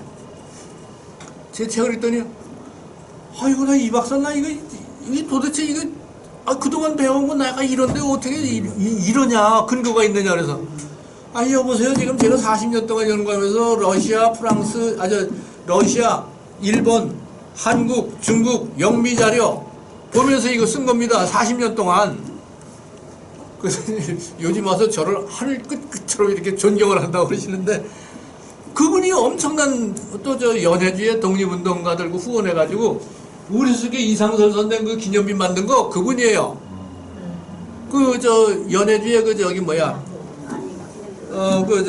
이윤기 회장님이라고 거기 장치업 분이 그분이 회장이 거기 농장도 하고 그랬잖아요. 그러니까 이분은 굉장히 재산도 많고 그랬는데 전부 사비를 들여가지고 그렇게 하고 또 정부 예산도 타가지고 우리나라 역사학자들 아주 저명한 분들을 갖다가 데려다가 거기 가서 많이 연해주 쪽에 그다음에 윤동주 집 있잖아요. 윤동주 시인 그분이 그 작업을 하고 그다음에 이제 거기 무슨 학교에 거기 저도 가봤지만 그분이 거기에서 그 이상선 선생 거기 왜 이렇게 심혈을 기울였나 봤더니 이상선 선생 어머니가 그 집안 분이에요. 그래서 그랬는지 왜 그렇게 그래서 그렇게 했더라고. 그분이 또 저희 집안 분이에요. 그러긴 했는데 그래서 과거에 그 선생님이 그 회장님이 배운 거는 일자의 그 깻묵대기 같은 그 저기를 배우셔서 계속 대원군에 대해서 의문을 제기하고 뭐 제기하고 그래서 지금 100년 동안 우리가 얼마나 발전했는데 그 일자의 교육받은 거 가지고 지금 거기에 그 매달려서 지금도 그 생각을 가지시면 어떻게 하느냐. 회장님이 제일 우선 각성하시고 새로운 자료들 책들을 보시라고 큰 소리를 좀 쳤습니다. 그래서 이렇게 돼서 어떻게 보면은 청일전쟁은 한국을 둘러싸고 청국과 일본이 싸움한 전쟁이고 그리고 그 결과는 조선이 붕괴됐잖아요. 조선 그 궁정이 장악돼서 끝난 거죠. 그러니까 러시아 공산으로 갔으면 나라 망한 거죠. 근데 다행히 안 갔으면 일본이 다 그때부터 식민 통치할 상황으로 갔겠죠. 그런데 치욕적이지만 러시아 공산으로 망명 피난을 해갖고 나중에 돌아와서 경운궁에서 대한제국을 선포하고 독립신문 만들고 독립협회 조직하게 하고 독립문 건립했잖아요. 차주 독립의 상징입니다. 근데 이거를 독립신문, 독립협회 따로 떼어놓고 고종 또 보수적인 인물을 떼어놓고 이렇게 보다 보면 또 편가르기가 돼요. 그래서 같이 합쳐보면 됩니다. 다만 이제 국가 발전을 위해서 근대화하고 이제 독립도 다 똑같이 이제 했는데 임금의 권력을 내놓으라고 독립협회에서 의회 설치 운동하니까 그때는 이제 그걸 막았죠. 그래서 독립협회가 그래서 해산됐어요. 그거는 아쉽지만 적어도 자주 독립을 위해서 또 서구 문물을 수용하는데 좋은 또 언론기관으로서 독립신문 발간하게 하고 독립문 건립하고 독립협회는 그 인재들이 나중에 일제하에 얼마나 큰 인재로 성장을 해요. 안창호 선생, 박은희 선생, 신채호, 뭐 이승만 다 이런 분들 다 그쪽 출신입니다. 이동희 이런 분들 다. 그래서 그거는 뭐 독립협회를 갖다가 뭐 빼놓고는 얘기할 수 없어요. 근데 또 최근에 한 20년, 30년 전에는 어느 학자가 나와서 독립협회를 그냥 친일매국단체라고, 아이고, 그 중에 한두 명이 그럴 수가 있죠. 전체적으로 뭐 서재필, 윤치호, 뭐 이승만, 뭐 이동희, 박은식, 신채호 이런 분들, 안창호 이런 분들 다 그 멤버들인데 독립협회를 친일매국단체라고 하면은 그분들이 뭐가 됩니까? 이거 유튜브 강사들이 이렇게 할 때는 야단을 좀 쳐야 돼요. 이거 아주 혼내줘야 돼. 너무 엉망이에요. 그래서 이렇게 됐고 청국은 지금 여기 보듯이 열강의 그 분할 대상이 됐어요. 나라가 망해가는 거예요. 우리는 조선은 운명을 했어. 근데 기사회생을 했고 그 다음에 대한제국 선포했습니다. 그 다음에 일본은 적어도 동아시아 지역에서 청국과 일본 한반도 내에서는 패권을 장악했는데 그 다음에 본격적인 상대가 삼국간섭을 한 러시아가 등장을 했잖아요. 근데 여기서 러시아가 이제 러일전쟁까지 일본과 밀고 당기고 해요. 그러면은 여기서 도대체 러시아하고 일본이 밀고 당기고 하게 되는 그 배경은 뭐냐? 이게 이제 글로벌한 시각에서 우리 역사를 바라보게 돼요. 도대체 러시아는 왜 한반도에 와서 만주에 와서 일본하고 싸우고 일본은 살기 위해서 한반도 가야죠. 그 다음에 한반도는 자가시장에 그러면 중국 시장으로 가야 되는데 국경 쪽으로는 서구 열강 모두가 다 눈독을 드니까 거의 못 가고 어디 가까운 전략적으로 만주 쪽으로 가는 거예요. 그러니까 2차 대전까지 만주까지 다 가잖아요. 그대로 이거는 1870년대부터 80년대부터 계속 일본의 목표가 그렇게 설정돼 있어요. 일본이 1878년에 일본 육군 참모본부를 설립합니다. 이게 청일전쟁, 러일전쟁, 1차전, 2차전 다 가면서 총지휘본부가 돼요. 거기에 대장이 야마가타 아리토모. 이 야마가타 아리토모는 아까 얘기하는 일본의 핵심 3인 이토 이루미, 이노우에 가오로 야마가타 아리토모 아니에요? 그런데 참모본부를 1878년에 건립하고 나서 바로 2, 3년 뒤에 그때 이제 그 만주 지역이나 뭐 한반도, 유럽의 전부 그 밀정들을 파견해요. 일본의 첩보 전략입니다. 이 사람들이 러일 전쟁 당시도 그렇게 활동을 해요. 근데 우리가 주목해 볼 거는 광개토항 비문 있죠? 그 일본이 첩자가 뛰어갔다, 그 저기 탁문 떠갔다 그랬잖아요? 바로 일본 참모본부의 장교입니다. 초급 장교. 우리 같으면 사관학교 나온 중위급이죠. 만주에서 광개토항 비문 탁문을 떠간다는 건 상상을 초월합니다. 이건 뭐야? 문화전력으로 활용하려고 하는 거지. 이게 군사적인 전략을 수행하는데 문화방면까지 이 사람들은 머리가 미친 거예요. 그러니까 일자에서 우리가 식민사관 집어넣고 우리 역사 왜곡하고 그러는 게 그냥 폭력적으로 땅만 뺏는 게 아니라 군사적 지배만 하는 게 아니라 그런 데까지 사상 전략까지 가는 거예요. 근데 이런 걸 본받아서 나중에 이제 레닌이나 이런 사람들은 또 뭐야? 러일 전쟁이 일으킬 때 레닌 일당들이 다 협조해줬어요. 일본에 협조했어. 이 러시아의 쉽게 하면 그 당시 만체제 인사들이 시인이나 뭐 유명한 그 사상가들이 제정 러시아 이제 황제 국가니까 그걸 뭐 민중국가로 만든다고 그거는 괜찮아.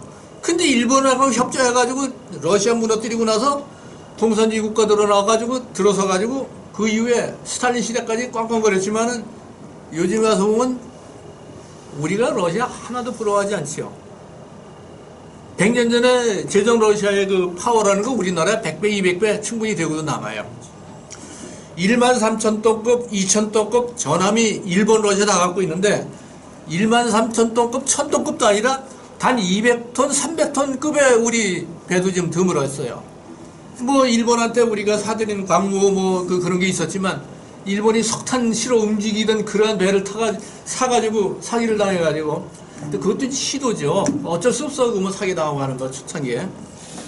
그런 정도로 우리가 비교가 안 되는데 지난 100년 사이에 우리가 얼마나 이렇게 성장을 했고 이걸 생각하면 우리가 누가 헬조선이라고 하는지 누가 이런 식으로 유도하는지 이거 세계 역사 속에서 100년 전에 제국이 돼가지고 식민지 확보했던 이런 나라들 빼놓고 최고로 발전한 나라는 대한민국입니다. 그 과정에 뭐 고정분호하고 명상은 어쩌고 대웅은 어떻고 그 다음에 일자야 뭐 우리 어쩌고 저쩌고 다 욕하고 제가 보기엔 그렇게 욕할 게 아니라 그 시대를 그 어려운 시대를 살아가는 사람들이 토대를 마련해 줘가지고 우리가 이렇게 발전할 수 있었다. 그건 뭐야? 우리가 긍정 마인드 가지고 우리 역사 보고 청일전쟁 좋아, 러일전쟁 좋아, 근대사 좋아, 독립운동 좋아, 동학 좋아, 다 연구하는 거 좋은데 미래지향적으로 좀 밝게 조명하고 젊은이들한테 긍지를 심어주고 이렇게 나갔으면 좋겠다. 왜 이렇게 이거 도대체가 맨날 그 욕이나 하고 그 욕하는 사람들 보면 굉장히 입이 걸어요. 수준도 안 돼. 왜 이런 거 가지고 우리가 유튜브 보고 학생들한테 교육시켜야 되고 교과서도 그런 식으로 가야 되느냐 이 말이에요. 상당수 보니까 드라마 같은 걸 보고 그걸 역사로 생각하시는 분이 많아요. 그래서 이게 저기 독자들이나 우리 그 일반 바로 이런 데 참여 이런 분들이 문화에 관심 있는 분들 아니에요. 역사 문화에 그게 야단 취급을 해야 돼요. 이거 말이 안 돼요. 이거 좀 너무 화가 많이 쌓여가지고 그래도 운동을 늘 하고 답사 다니니까 장사하는데 지장 없는데 운동 안 하고 견디면 이거 큰일 납니다. 아 이거 제가 이거 흥분해서 이거 잊어먹었네. 그래서 바로 이제 그런 밀정들이 러일 전쟁 당시 이제 아카시 모토지로라고 하는 그 밀정이 있었어요. 대령급인데 이 사람이 유럽 궁정에 갑니다. 가가지고 궁정에 뭐 파티할 때 다 돌아다니면서 사람들 사귀어요. 그 반체제 인사들이 혹해가지고 그 사람들이 일본에서 예산의 250분의 1 정도를 이 사람한테 줘요. 밀정 공작 자금으로. 우리가 1년에 예산이 한 500조인가요? 600조 정도 되죠. 충분히 되죠. 600조 중에 250분의 1이면 몇 조가 됩니까? 한 몇 조 되죠. 그 자금이면 우리나라 식자들 다 구워 삶고 법조인들 다 구워 삶을 거예요. 뭐 몇십억씩 주면은 꼴딱꼴딱 넘어가는 사람 많을 겁니다. 안 넘어가는 사람도 왕따 만들면은 이렇게 옛날 친일파 양산하는 게 바로 그런 전략이에요. 그거 누가 저한테 그런 거 주는 사람 없나? 역사 연구하다 하도 답답해가지고 그걸 가지고 프랑스, 영국, 독일, 러시아 그 중에서도 목표는 러시아예요. 러시아의 지식인들 구워 삼고 언론인들 구워 삼고 귀족들 구워 삼고 귀족 중에서도 황제가 자기들 이권 잘 안 들어준다고 또 반기되는 사람이 있잖아요. 옛날에 임금도 마찬가지야. 조선에서 보면은 외척이나 뭐 저기 그 양반 가중에서도 이게 그 왕비 그 시집 보내는 거 가지고 서로 이게 갈등 보내고 자꾸 그러잖아요. 그러니까 항상 그건 있게 말이냐. 그 틈새를 파고 들어가 가지고 전략을 구사해서 결국은 러일 전쟁이 일어날 때 교회 신부들 전부들 다 이렇게 해가지고 작가들 해가지고 러시아 반체제 인사들이 됐는데 여기에 공작 자금을 다 뿌렸어요. 레닌도 마찬가지. 그래가지고 그런 공작 전략을 나중에 공산주의가 된 다음에 공산주의 국가 소비에트 한 다음에 전 세계에다 그걸 전략을 펼친 것 같아요. 요즘은 중국이 그렇게 하는지 모르겠어요. 근데 그거는 옛날이나 지금이나 똑같아요. 그래서 이거는 굉장히 눈여겨봐야 됩니다. 이런 국가 전략을 운영하는 정책 당노자들이나 군인들이나 식자들도 마찬가지야. 이 대한민국의 학자들, 저는 대한민국 학자 아니에요. 그럼 대한민국을 위해서 역사도 연구, 아니 나라가 없으면 뭐 학자가 뭐 있고 공무원이 뭐 있고 군인이 뭐 있어요. 기업인이 뭐가 있어. 여기서 어떻게 이렇게 편안하게 강의를 듣고 뭐 해요. 그 뭐 나라 망하면 아무것도 아니지. 이거 나중에 세계가 하나의 나라로 돼가지고 다 이렇게 한다면 그때는 저 다르겠지만은 지금 현재까지는 국가가 우리를 담는 그릇이고 그렇지 않아요? 그러니까 이거는 무너뜨릴 수 없는 뭐 국가가 뭐 공산주의 국가나 독재 국가가 되고 뭐 이렇게 한다면 그건 또 무너져야죠 언젠가는. 근데 이거는 자유가 보장되고 민주주의가 보장되고 평등 거주 이전의 자유가 있고 뭐든지 내가 선택해서 할 수 있는 이 세상의 단군할아버지의 최고의 일환.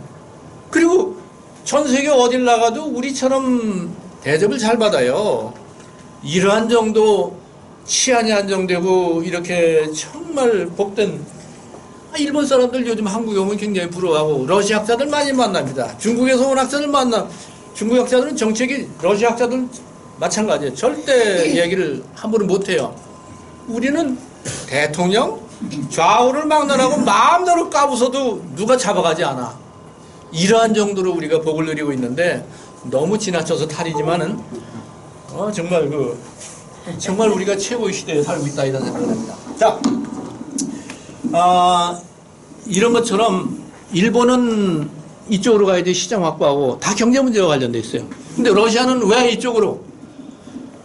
러시아는 북쪽에 피터 대제 이후에 계속 남하하고 싶은데 그 발틱항 정도는 개발을 했어요. 근데 지중해 정도. 그 땅은 벌써 여기까지 왔어. 블라디보스토크까지. 그랬는데 전부 북방에 있으니까 그 당시 뭐예요? 상인들 제품을 만들어내면 수출을 해야 되잖아요. 수출을 해서 불을 쏴가야 되는데 러시아는 시베리아 쪽으로 와봐야 블라디보스토크인데 항구에서 이 동아시아 진출하려면 군사력도 있어야 되고 입지를 확보해야 되는데 이 뒷받침이 안 되잖아요. 그 어디로? 한반도 남쪽으로 와서 왜냐면 블라디보스토크 어라고 해요. 1년에 3분의 1 내지 4분의 1 정도. 남쪽으로 내려와야 돼요. 그러니까 한반도에 가신 것 같고 청일전쟁 뒤에 삼국 간섭 안 되면 당장 중국한테 얻어낸 게 여순대로. 왜? 거기도 따뜻하니까. 이래서 러시아는 이렇게 내려오려고 일본은 이 러시아 와서 석권하면 이건 뭐야. 일본이 살 길이 없잖아요. 그러니까 러시아하고 일본은 마주 달려오는 열차 같아요. 언젠가 터지게 돼 있어. 이게 일본은 1880년대에 이미 그런 생각을 하고 있었어요.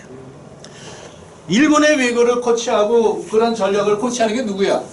영국의 외교관들이야. 왜? 영국은 세계 도처에서 땅덩이가 러시아가 제일 넓은데 남쪽으로 계속 내려오면 누가? 세계의 제국인 영국이 민감하게 되어가는 거예요. 그러니까 영국이 계속 러시아 견제하고 미국도 러시아하고 좀 가깝죠. 아주 영국하고. 그러니까 다만 미국은 남북전쟁이 끝난 지 얼마 안 되고 그러니까 고립정책을 해서 자체 실력을 양성하고 이제 서부 개척하고 철도 다 놓고 이제 이런 쪽으로 치중하더라고. 아직은 좀 그랬어요. 나중에 이제 19세기 말 20세기 초 1차 대전, 2차 대전 가면서 이제 진짜 강대국으로 성장을 하죠. 그때는 영국이었어요. 어쨌든 이렇게 되다 보니까 전략적으로 러시아는 남쪽으로 오려고 그러는데 영국과 갈등 관계에 있는 나라하고 그래도 동맹을 맺고, 그러니까 프랑스, 독일이 삼국이 동맹을 맺고, 특히 삼국 중에서 프랑스하고 독일이 또 이게 갈등 관계야. 근데 러시아는 프랑스의 자금을 얻어가지고 이 철도를 놉니다. 요 빨간 줄로 표시한 이게 경부 고속도로의 20배가 돼요. 이거를 19세기 말에 철로를 놓습니다. 시베리아가 얼마나 넓어요. 그리고 여기 강도 있고 산도 있고, 그런데도 이걸 놓는 얘기는 돈이 없어서 프랑스에도 차관을 빌렸어요. 이거를 개척해야지 우리가 살 길을 찾는다 해가지고 오는 거예요. 그러니까 얼마나 지독하게 노력을 하겠어요. 근데 이 목표는 뭐야? 북경 중국 내지 아니에요. 그러면 여기 여순대련까지도 철로를 계획하고 블라디보스토크도 철로, 실제로 그때 계획이 그래도 다 실행이 됐어. 이거 놓여지는 날에는 러시아가 아시아에서 상당히 영향력을 확보하죠. 그 일본은 이 시장이 막히는 거고, 우리는 어디로 갈지 몰라. 너무 약하니까. 그래서 전쟁을 치를 수밖에 없다는 걸 일본은 너무나 잘 알고 있고, 러시아는 일본보다는 청나라를 더 생각을 했던 것 같아요. 근데 여러 가지 일본을 좀 잘 몰랐죠. 일본 뒤에 영미가 그렇게 협조하니까 나중에는 러일전쟁 당시 러시아가 거꾸러지고, 제정 러시아 자체 내에 이제 황제체제 문제점도 있지만은, 거기 뭐 귀족이 장교가 될 수 있어요. 이 귀족들은 이게 뭐 파티하고 뭐하고 하는데 이게 너무 느려. 전쟁을 치르는데 선박에다가 페인트로다가 뭐 이게 찬란하게 멋지게 이거 장식을, 전함이 전투만 잘하면 되지 이래가지고 아주 보물선으로 만들었어. 전함을 그 장식을 해가지고 이런 마인드 가지고 어렵죠. 근데 일본은 밑에 부하로 들어가도 평민 중에서 실력만 있으면 전부 나라에서 교육시켜가지고 장교로 뽑고, 그러니까 이거는 신분평등 아니에요. 이게 러시아하고 일본하고 그 차이.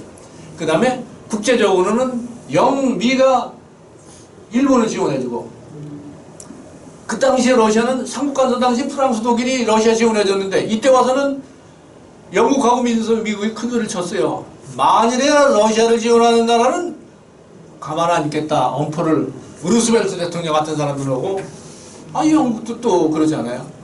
그래서 여기 문장에 다 있으니까 그건 읽어보시고요. 러시아가 발틱 함대를 갖다가 파견해가지고 여기 수에즈 운하가 건설됐으니까 통보해서 오면 빨라요. 근데 거기를 영국이 영향력을 확보하고 있었거든. 거길 막아. 그러니까 어떻게 돼? 그쪽으로 못 오고 아프리카 남단을 돌고 와야 돼요. 그러다 보니까 한 6개월씩 걸렸어요. 그렇게 지쳐가지고 와가지고 일본에서는 이자들이 어디로 가느냐?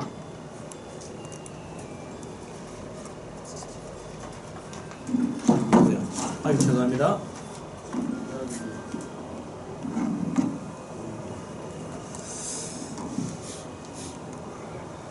이거 어디로 해야 되나?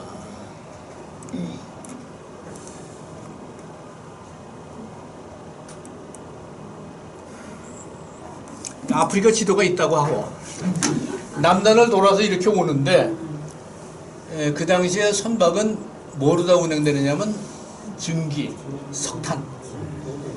석탄을 공급을 해줘야 돼요. 곳곳 항구에서 그거로다 증기해가지고 이제 이렇게 하는데, 그 아프리카 지역에 또 거기 프랑스, 독일, 영국이 다 진출해 있지만은 영국이 또 영향력을 확보해요. 그러니까 각 항구마다, 그 다음에 이쪽으로 인도양에서 이쪽으로 와가지고 수마트라, 말레이시아 이쪽으로 해가지고 필리핀 쪽으로 해가지고 대만 쪽으로 해서 이렇게 와야 되잖아요. 곳곳에 항구를 갖다 장악하고 있는 거는 영국이에요.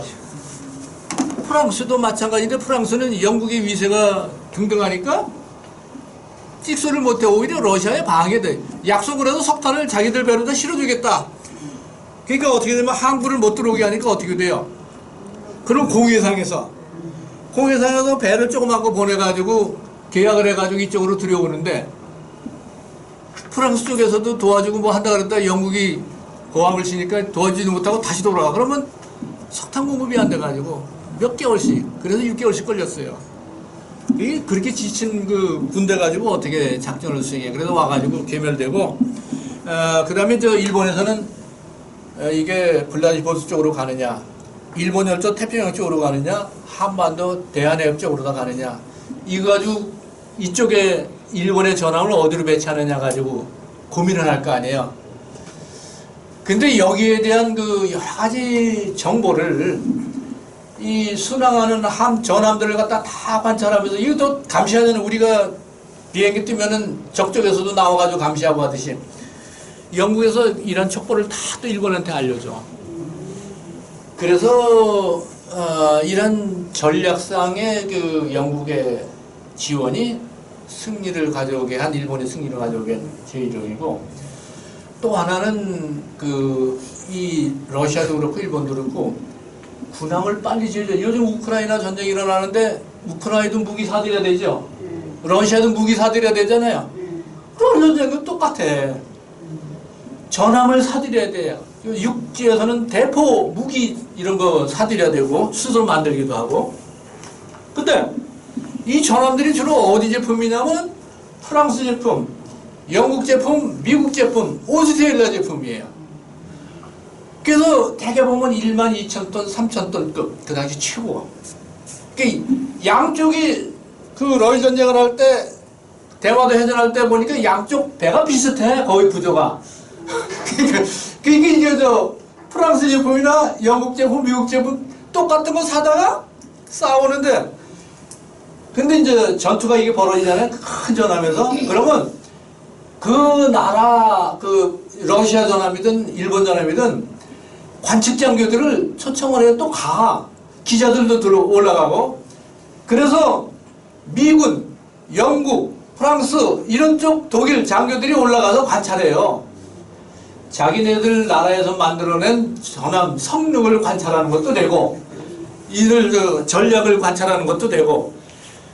영국의 처칠, 이 양반은 러일 전쟁 당시 여기 정동에 와가지고 손탁 호텔에도 머물렀고, 그 기자로 전함에 승선해가지고 관찰하고 그랬어요.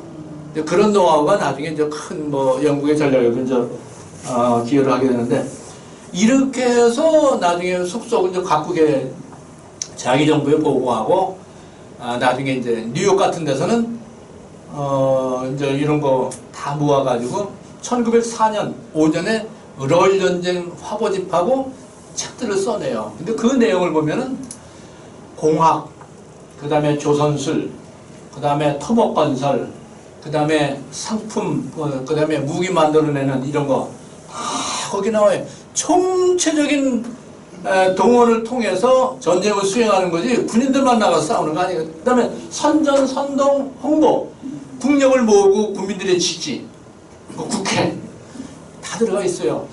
이런 입체적인 구조를 보면은 역사 이해에도 도움이 되고, 우리가 보면 국방은 그럼 너희들이 알아서 하라 그러고 따로 놀고, 언론인 따로 놀고, 학생들 따로 놀고, 민노총 따로 놀고, 신앙인들 또 따로 놀고, 그럼 나라 망하는 거지 뭐.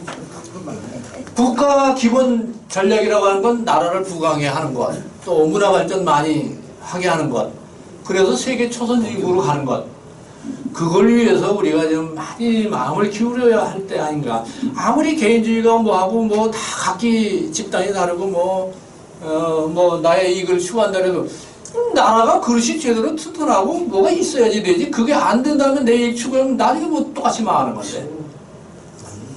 제가 강의 초점은 그걸 강조하는 데 있습니다.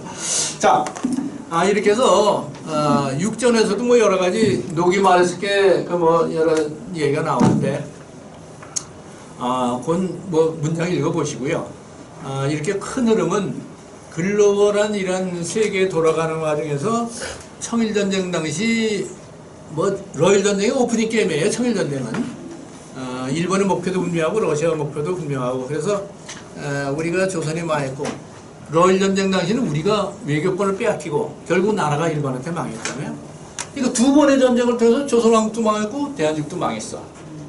그러면 그 이후에는 제1차 세계대전 이건 뭐야? 이제는 제국주의국가들이 서로 조그만 나라들 이렇게 영토 확보하고 지배권 확보하고 그걸 통해서 자국의 부를 쌓아가고 무비를 강화하고 무비 강화한다는 건 뭐야?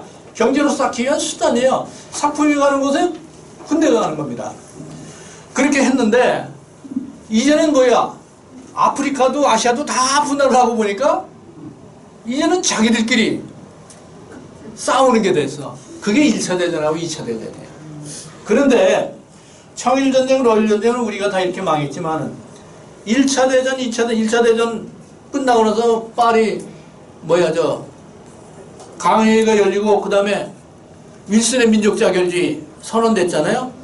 그 내용은 조금 그 의미가 다르지만은 우리 쪽에서는 민족자결주의 고창 거 그거 자체가 엄청난 파급 영향을 미쳤어요.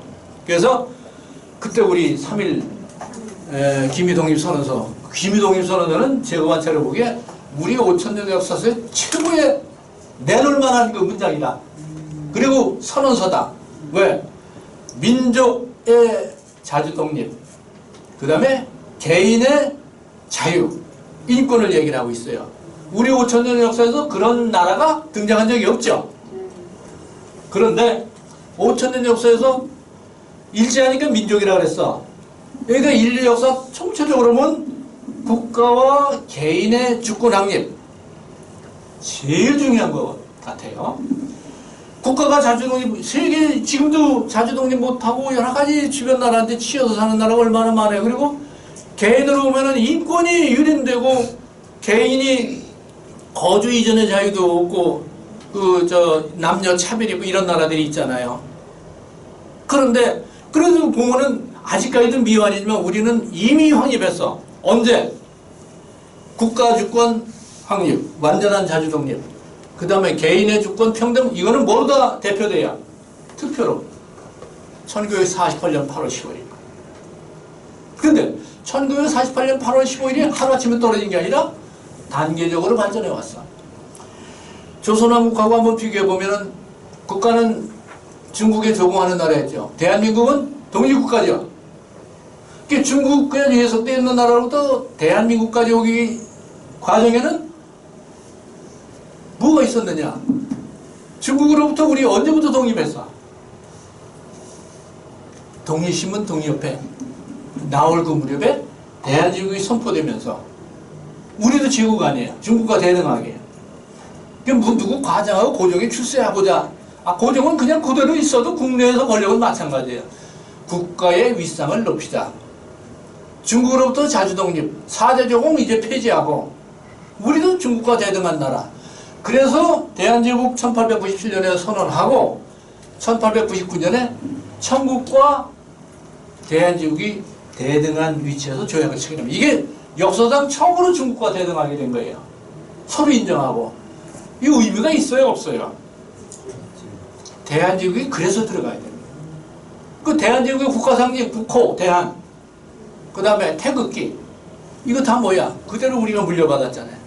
우리가 다 물려받고 그때부터 이제 이화문장으로부터 무궁화로 또 애국가 가사도 등장하고 애국가 가사는 처음에 이제 올드랭사 이런 걸 불리다가 나중에 이제 안익태 선생이 또 작곡을 해서 이렇게 불리고 있잖아요. 우리 그대로 이어오고 있어요. 그건 뭐야? 대한제국에서 국가주권 확립한 거 그 중요한 의미가 있고 그걸 계승해서 우리가 대한민국 해국기 애국가 다 이어가고 있고 그 연속성이 있잖아요. 단 대한제국은 황제국가니까 민주국가로 발돋움하지 못한 그런 제약이 있어. 그거는 3.1운동 거쳐서 그 다음에 48년에 와서 공식적으로 이제 우리가 시행할 수 있게 돼요. 근데 개인의 주권 문제는 바로 이제 일제와 거쳐서 48년에 와서 3.1운동 당시에 선언한 그거 입각해서 또 독립협회에서 그 시민운동을 했잖아요.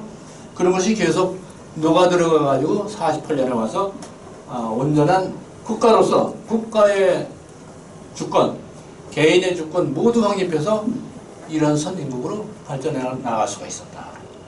그 과정에서 피라는 여러 가지 노력, 그리고 일제하로 들어가면서 또 일제의 뭐 많은 그 어려운 속에서 독립운동을 했거나 애국개몽을 했거나 실력 양성을 했거나 일제가 그 나라 병탄해 나가는 게 외교권 빼앗고 그 다음에 여러 가지 치안권 빼앗고 경찰력 다 군사력 해서 이 과정은 뭐 그 자세히 나와 있죠. 교과서에 자세히 나와 있는데 그거는 뭐 하나의 식민지화 해 나가는 과정이고 그 뭐 별도로 다 공부해 볼 문제이지만 그런 거를 넘어서서 좀 이렇게 좀 넓게 보고 우리 역사가 이렇게 어두운 가운데서 그 순환기에도 뭐 애국개몽운동하고 독립운동도 있고 그다음에 일제의 그 문화운동도 있고 실력 양성운동 있고 기업인들도 애쓰고 민족자본 확보하기 위해서 또 해외에서 독립운동하는 분들 그분들대로 노력을 해서 그 바탕에서 우리가 여기까지 왔다.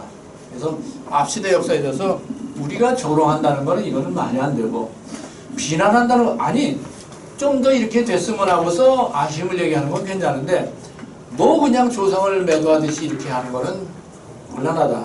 그리고 그 식민사관 일본은 일본이 살기 위해서 그렇게 했어. 그 노력은 인정하지만 그 역사에 대한 그 왜곡된 그 부분은 우리가 좀 개선해 나가면서 고쳐 나가면서 또 현재 우리는 요 그 이전에는 45년 이전에는 지국지국가로부터 시달렸잖아요. 해방 이후에는 공산주의 체제로부터 나중에 너무 시달렸어. 지금도 그거 끝나지 않은 것 같아요. 그래서 이 문제를 우리가 같이 좀 고민하면서 우리 역사 문화도 사랑해 주시고 기왕이면 모든 게 국가가 없으면 모든 게 없다. 이런 생각으로 자손들에게도 말씀 많이 해주시고 또 역사학자들에게 격려 많이 해주시면 감사하겠습니다. 이상 말씀입니다. 아이고 질문 시간도 못 드리고 맞춰서 죄송합니다. 지금이라도 뭐 질문 공식적으로 수업은 마치고 질문하실 분들은 예. 잠깐 나오는 불나고 누가 냈냐고 불나고. 제가 일단 첫 번째 질문 말씀드릴게요. 네네. 첫째로 대마도 해전이 굉장히 중요한데 예. 대마도 해전을 일본이 이기게 된 이유 중에 하나가 예. 아주 중요한 이유 중에 하나가 있는데 그걸 말씀 안 하셨어요. 뭐라고 생각하세요? 대마도가 원래 하나의 섬인데 예. 우지개가 이렇게 항구처럼 예. 원복 들어갔어요. 예. 대마도는 수면에서부터 70m가 뺑돌리 바위라서 예. 배를 댈 수 있는 데가 없어요. 없어. 근데 그 천연적으로 고기가 있었는데 일본 그 해군 그 제독이 러시아 함대하고 붙으면 자기네가 꿀려요.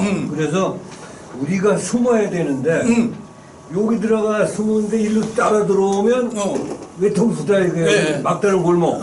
그래서 이걸 뚫어가지고 예. 대마도를 남북으로 잘라버렸어.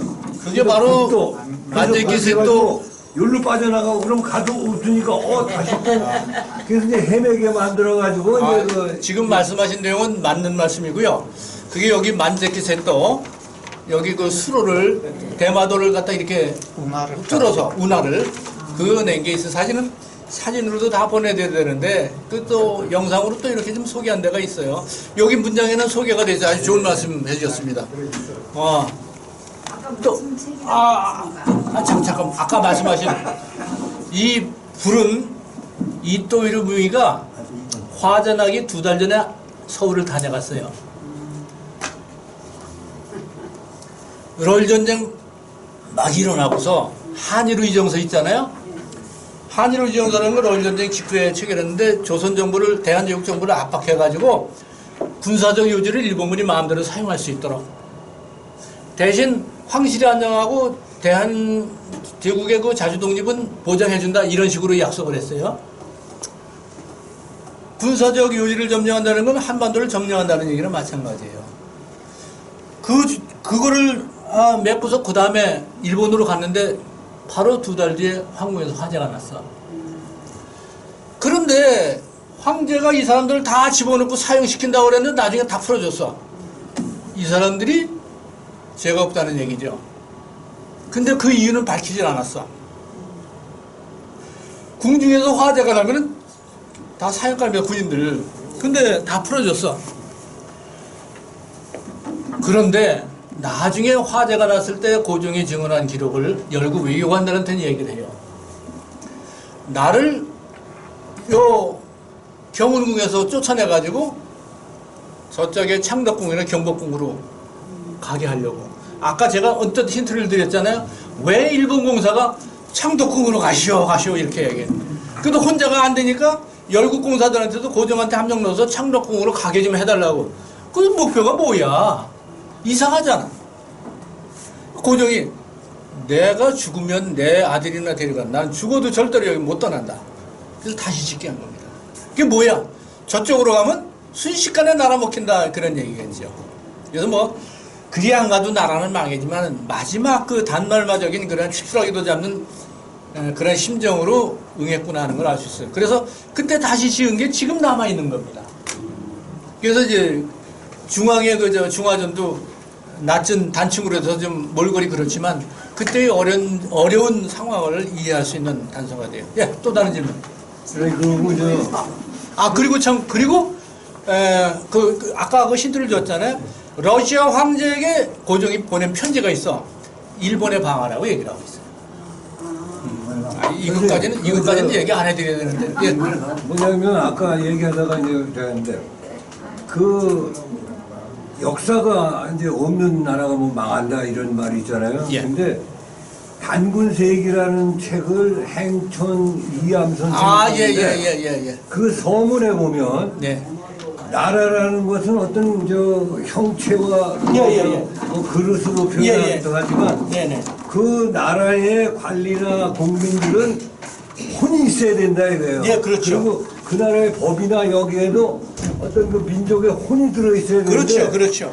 나라의 체제가 무너져도 나라가 망하지만 나라 체제가 있어도 혼이 없어져 버리면 망한다 그런 얘기를 소문에 썼어요. 근데 그 글을 지금 저 증산교 뭐 이런 데서는 아주 세계 역사의 길이 남을 천하명문이라고 그렇게 하는데 예, 맞습니다. 아까 선생님이 저 독립선언서가 천하명문이라고 했잖아요. 그래서 제가 이거 그 단군세계에 나오는 서문이 천하명문이라는 말이 그것도 좋아요. 예, 그래서 나오거든요. 지금 말씀하신 거는 백안박의 선생의 한국통서에도 있고 예. 또 여말선체도 나왔고 중국 송나라가 망할 때 그런 얘기를 한 분들이 많아요. 또 이제 그 이전에 또 얘기한 분들이 있죠. 그러니까 계속 물려내려면서 그 아이디어를 취해가지고 백안박의 선생이 이제 한국통서 같은데 그런 문장을 집어넣었어요. 그래서 그 이전에 또 요거를 바꿀 수 있지. 자, 또 다른 질문. 책력 뭘 드라마 만들면 좋겠다고 아까 이야기하셨는데 예. 책 제목이 압록강은 흐른다. 저 사람 누구예요? 이용규 회장님이에요. 압록강은 흐른다. 예. 아까 얘기는 잘 내가 못 들었는지 예. 대만이 우리나라 완전히 땅 획득했어요? 예? 대만이 우리나라 땅 획득했냐고. 대마도 대마도. 이승만 대통령이 49년에 독도 문제 가지고 자꾸 시비가 되니까 대마도 옛날에 우리 땅이었어 이렇게 선언한 거죠. 원래 우리 땅은 아니고. 일본한테 전략적으로 그렇게 말씀하신 거예요. 우리 땅이 네네.